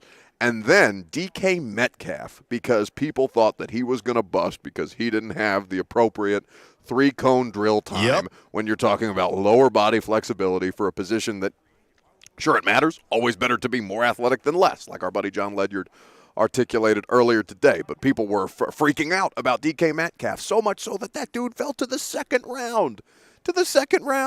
That pterodactyl of a wide receiver that's catching passes from Russell Wilson is physically the most impressive thing that I have seen in the sport of football outside of Cam Wake's six-pack. There are so many things that the combine narratives have the ability to foul up for players who the drills are really not that applicable for what their job is on Sundays. It is a legitimate source of frustration for agents and for players, and that's why they were so down to boycott this thing. 150 of the I think it's like 325 total prospects that were invited. Just like, if you're going to put us in a bubble, we're not going to show up. We don't need this. You kidding me? You're out of your minds. Jakai Polite is now a member of the Toronto Argonauts. Yeah, he went to the Jets, of course. And I bet still, if you Google the name Jakai Polite and click the news tab on Google, there will be articles about that disastrous 2019 NFL Combine, because I don't even remember what exactly it was that he said throughout the course of that interview. I just remember that was like the first Combine I came to. My jaw was on the floor. I'm like, does this dude know that people are listening to him? It's literally a job interview. With 750 of us worming our way around you and asking you questions that you have the opportunity to just if commented, it would be better than what Jakai Polite did that year. It was just a mess. I'm trying to find what he said. Yeah, best saved for a commercial break, which we have coming up right now, right before we talk to David Sampson, former MLB team president of the Miami Marlins, two-time World Series winner, and with baseball just not doing anything for basically a 9-day span after they agreed to cancel 91 games. I would be fascinated to know what our friend David Sampson thinks about the sport that he has spent all of his life in and so much of his time loving. That's next.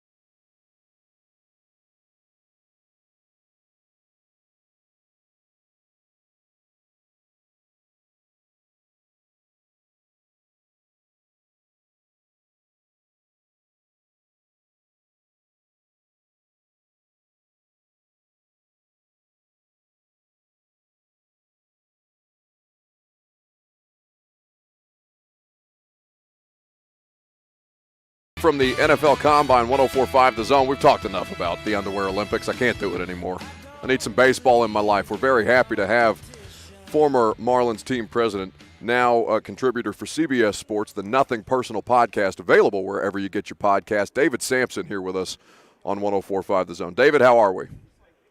I am great. I'm out of breath from just running a 4.6940, though. Well, you know, I'll ask you how your informal and formal interviews went at the end of this particular interview. But in the meantime, we can put. Do you laugh at this as a former team executive, like what the NFL does this time of year? It's such a ridiculous event.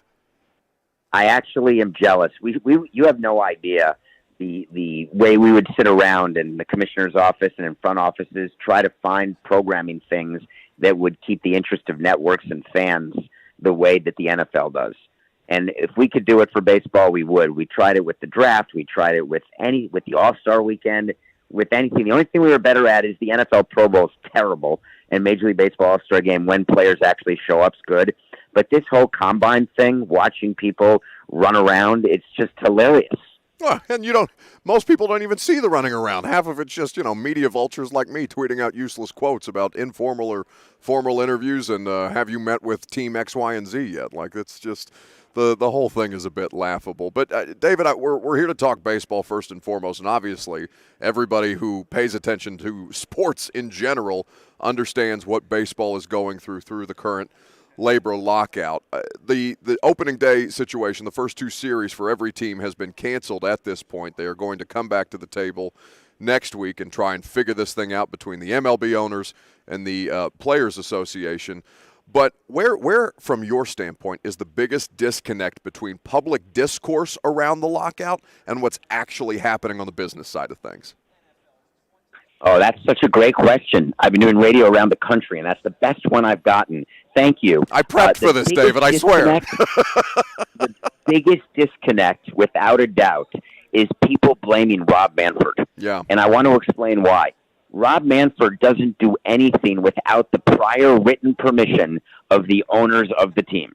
Nothing. Doesn't make a proposal, doesn't make a public statement, doesn't make a fake golf swing or make a smile on camera, doesn't do one thing without owners supporting that, at least 23 of them. And so that is the one thing I'd like to correct. The second thing is that the reason that we're having this lockout and the reason why opening day has been postponed is that neither side was ready to make a deal. Even though there was a deadline before opening day was going to be canceled, neither side was ready to make a deal because both sides were willing to miss games. That's why we are where we are. Now, when you say that, baseball fans, I don't know how that makes them feel, but the idea of that, given how valuable or how much importance is placed on baseball from a historical standpoint and the value of 162 games, the sample size of a baseball season, and how much people still keep that standard by all of the different players that you're talking about across so many different decades, hundreds of years of this sport. Why would that be the case if both sides are willing to miss games? Do executives and players not value this thing the same way that the fans do? No, I think they do. But one of the things that I said on Nothing Personal many, many months ago on my show is that 2020 may have been the worst thing for this labor negotiation because both sides realized you could play 60 games, have a representative season, and then crown a World Series champion after a full, robust postseason, and no one remembers anything about any disagreements. So if this season is 120 games or 100 games or 90 games, but there's a full October with a parade down Main Street of some town, hopefully not Los Angeles, then all of a sudden people don't recall this. And then you've got a deal for 5 more years that makes sense both to you and to your workers. That's why you can't be penny wise and pound foolish. You really have to pay attention to the long term. Former MLB team president David Sampson here with us on 104.5 The Zone talking about the MLB lockout. At David P. Sampson is where you can follow him on Twitter for his insights and analysis on this topic, because he has been exceptional on it, as well as Nothing Personal, the podcast, available wherever you get your podcast. David, I saw that you said you would have voted no to the deal that was presented the first time this came around. Can you explain to the audience why that would be the case from your standpoint? Yes, so for 18 years, I ran a small revenue team, both because I wasn't good at my job in terms of raising enough attendance or getting more corporate sales, but also because of the city in which I worked. And the deal that was offered to the players that they rejected right at the end on March 1st was a deal that increased the minimum salary by about $130,000. And that means if I've got 10 players at the minimum, my players and my payroll just went up by $1 million or $2 million, and I haven't gotten better. The second thing that deal did is it kept the salary cap, which is what Max Scherzer calls it, and I'll agree. But what you may hear is CBT, which is the competitive balance tax, the luxury tax threshold. That means for your audience, the number that if you spend above, you pay a penalty. It's like the salary cap in football or in basketball. And I need that number to be as low as possible because I'm competing against Steve Cohen and the Mets and the Phillies and these teams that have huge payrolls. And I can't lose sight of those payrolls because I will lose any competitive advantage that I could possibly have. So therefore, I would have voted no to that agreement. And everyone thought I was crazy, but then word leaked out yesterday that there were already 4 teams that voted no on that proposal. And if there's 4 more, then we've got a real problem to talk about. There's, social media is terrible as far as carrying narratives that maybe have half-truths or, some part of the argument that's not the full part of the argument that gives you the best and most detailed view of the subject matter. I feel that's been the case. I'm certain you do, having insight to this, having been a part of it for so long across the course of your career. There seems to be a popular one, David, that owners are comfortable with the idea that at some point there is going to be a regular season in baseball that is less than 162 games because they think they will be able to expand the postseason and recoup whatever they would lose as far as television dollars are concerned and make more off the expanded playoffs. Is that true from your standpoint? I think that may be 25% true because even if there's no expanded playoffs, the majority of the television revenue nationally is from playoffs, even if they're not expanded. But I think it's important for people to understand the power that management has, not just in baseball, but in life. Think about your own station, right?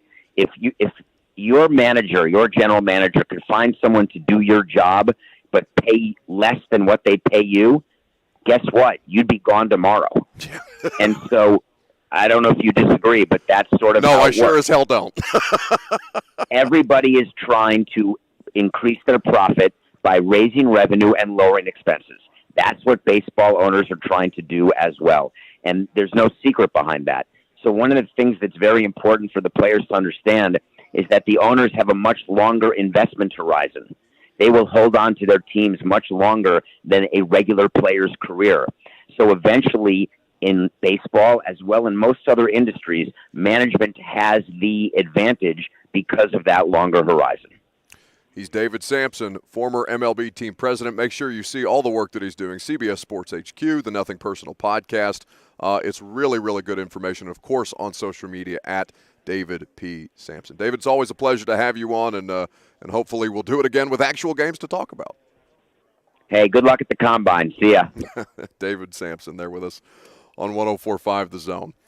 Man, he's such a great resource for us to have as people who don't regularly discuss baseball in this market, Lucas. Like from you and I standpoint, we've talked about this as a show. Our general lack of day-to-day interest in baseball as a sport and what this lockout has done to diminish that. But in the way that David talks about it transparently and kind of removes the different bents that people put on this, no matter where you're reading the reporting, it's coming from somewhere, and it's obviously being discussed and leaked to media to gain to the benefit of somebody who is leaking the information.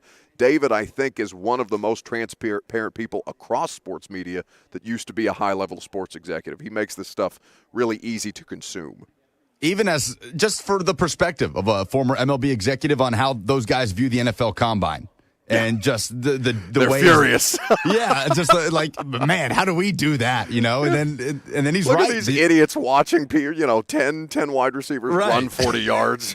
Why can't we get people to watch pitchers throw fastballs in front of a bunch of scouts? But he is right about the MLB All-Star Game being way better than the NFL Pro Bowl, and that's the only thing the MLB does better as far as things outside of the games. But yeah, I mean, it's just such a mess. The problem is there's no foreseeable solution, right? That's what it looks like. Like, it looks like there's just a block right now in these two sides being able to come to an agreement. And I just hate that for baseball fans, because they're the ones suffering in this the most, and they're the ones that are being cared about the least.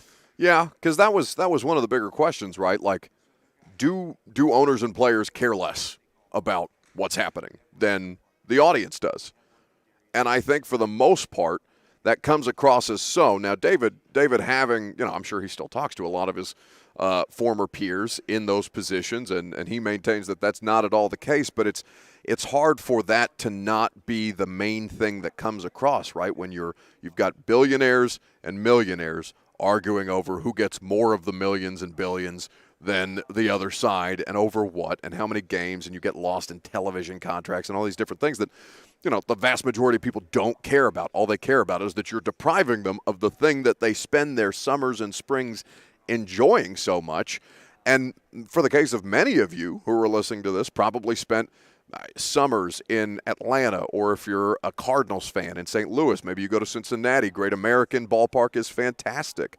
I myself have been there for a couple of different games. Like, it's just a cool part of your lifetime that you probably had experience, whether it's friends, family, or loved ones, going to a baseball game at this time of year and starting to enjoy it as maybe summer vacation starts, or you take some time for a road trip, things like that. It's just the emotional component of baseball, I think, is what keeps the majority of people still invested in baseball, because the product, with the way that how much better pitchers have got and how much harder, I mean, it's always the hardest thing in sports, I think, is to hit a damn baseball at the MLB level. So now you've got pitchers who are just making it near impossible to hit their stuff, and the product has become, so one-dimensional in a way that turns most people off. So all you have left at that point is the emotional component, and I think it falls on a lot of.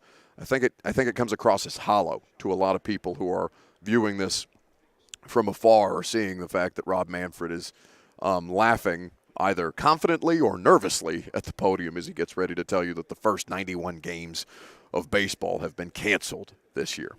615-737-1045 is the number if you want to jump in as we get ready to wrap things up from Indianapolis. We still have polls to do at the end of the show. We may even put Will and Kirby on the mic for the polls. I think that would be a nice way to finish things up in the final segment.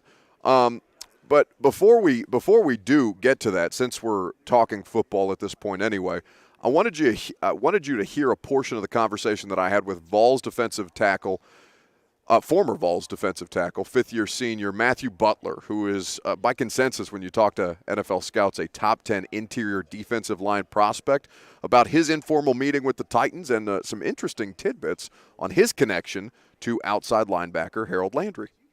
Yeah, it's been a really great experience. It's just not very hard on me or anything like that. It would be harder if I weren't just being myself.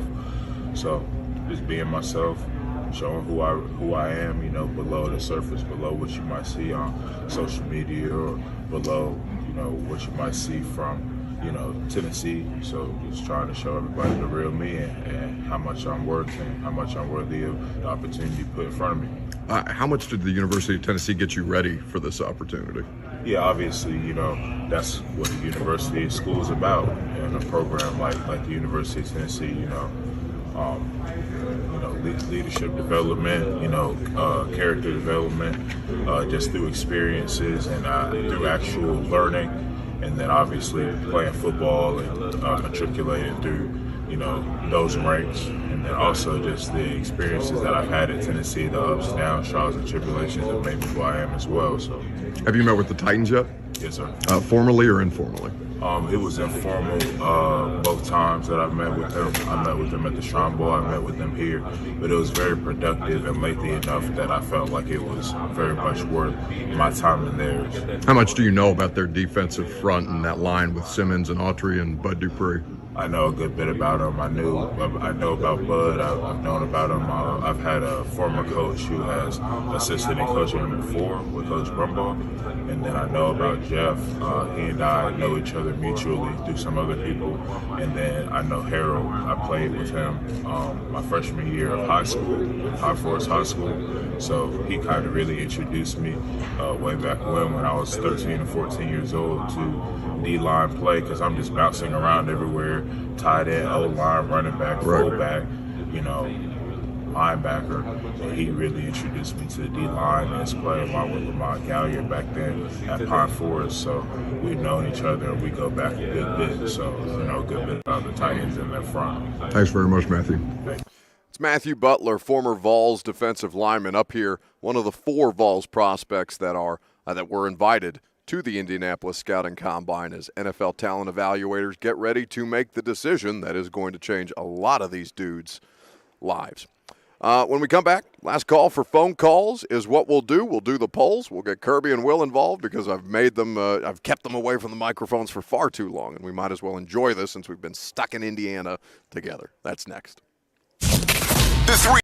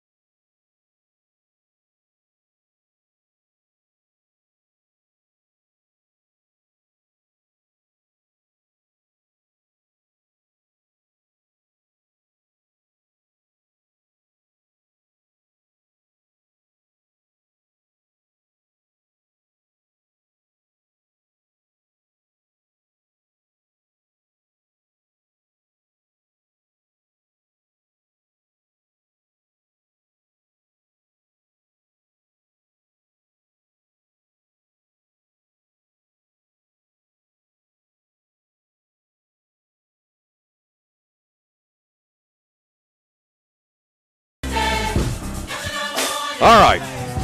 Been a fantastic week. We're happy to have you guys here with us all week long. Kirby and Will have been with me all week long, actually in person. They've been responsible for babysitting me throughout the course of this, but we're so grateful that you allow us the opportunity to do this. We're grateful to Scoreboard Bar and Grill for making it possible. We're grateful to all the great guests that we've had throughout the course of this ridiculous week, though it may be. Kirby, Will, join me now for the poll questions. This is the replacements, it feels. Hello. Yeah. Good to see you. You guys have been suffering in silence all week long. You're gonna suffer now after sending me on a wild goose chase for no Pepsi.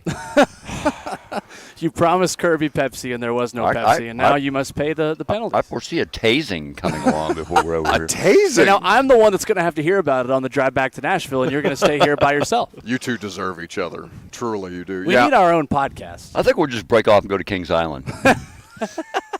We should have brought our golf clubs, and we would have had quite the time playing golf in these afternoons. 25 municipal courses in the Indianapolis. Going to go. Sorry, Kirby. I didn't bring my golf clubs. In the infield of the Brickyard. I was going to lose golf balls. I have been at the golf course in the infield at the. That one's closed for the season, unfortunately. But yes, that was on the list. Kirby did the scouting while I was sending him 75 miles to go find one Pepsi in the media holding area. I was in Ohio for a couple seconds, I think, making that turn at the end of the hall.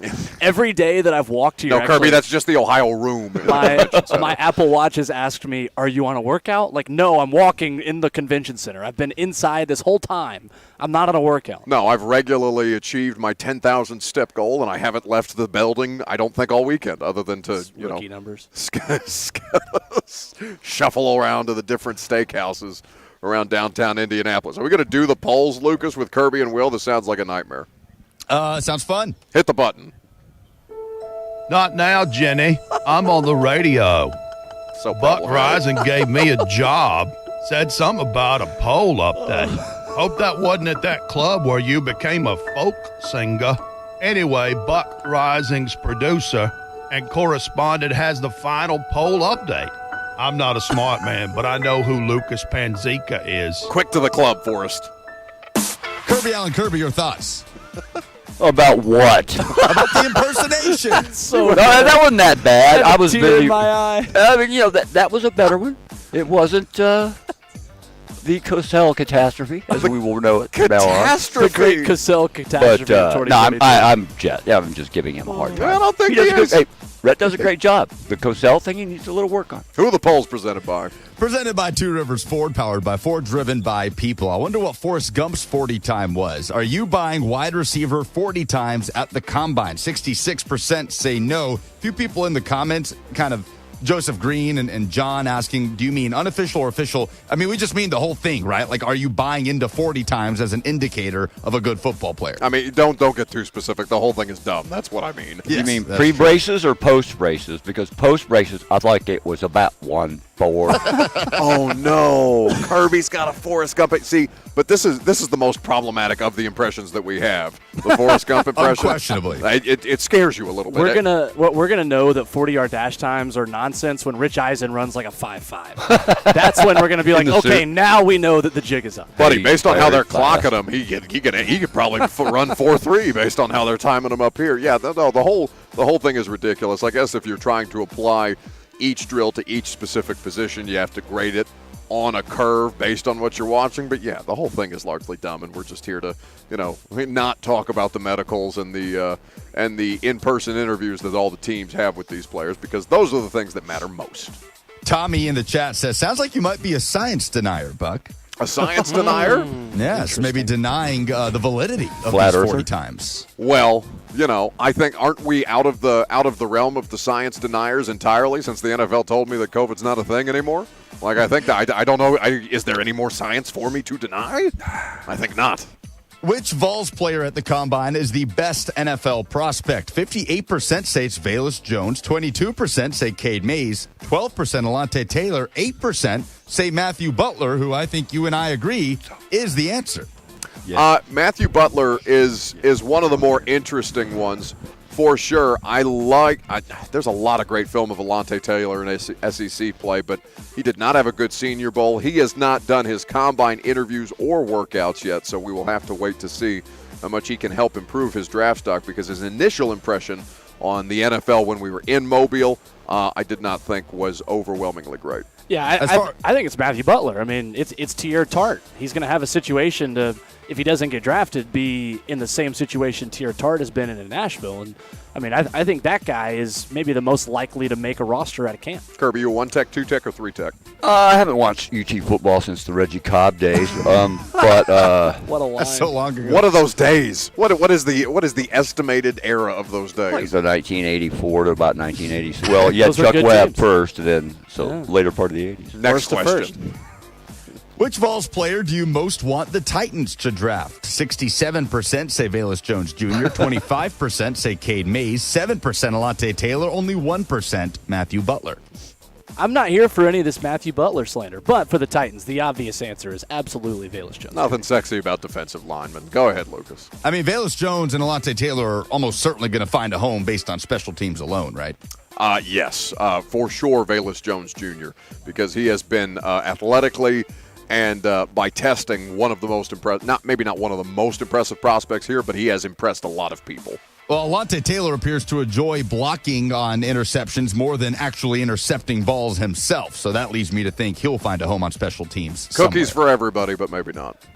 What in college basketball are you paying the most attention to this weekend? 64% say it's the Vols against Arkansas. 22% say it's Coach K in his final game at home against North Carolina. 11% say Belmont in the OVC tournament. They take on Morehead State in the semifinal tonight.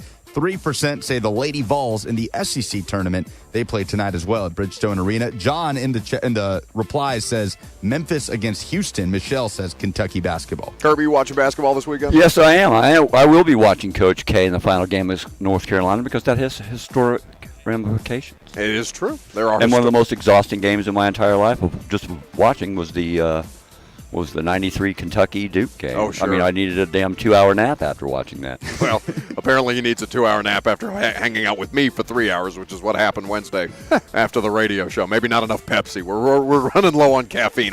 Literally all the caffeine has been sucked out of the state of Indiana. Well, what are you most looking forward to watching in college basketball this weekend? Just college basketball. I'm here for it. But given that Belmont locally has the opportunity to clinch a postseason berth in the main tournament by winning their conference tournament, Belmont probably is the most appealing to me. Will, besides the Vols, what say you?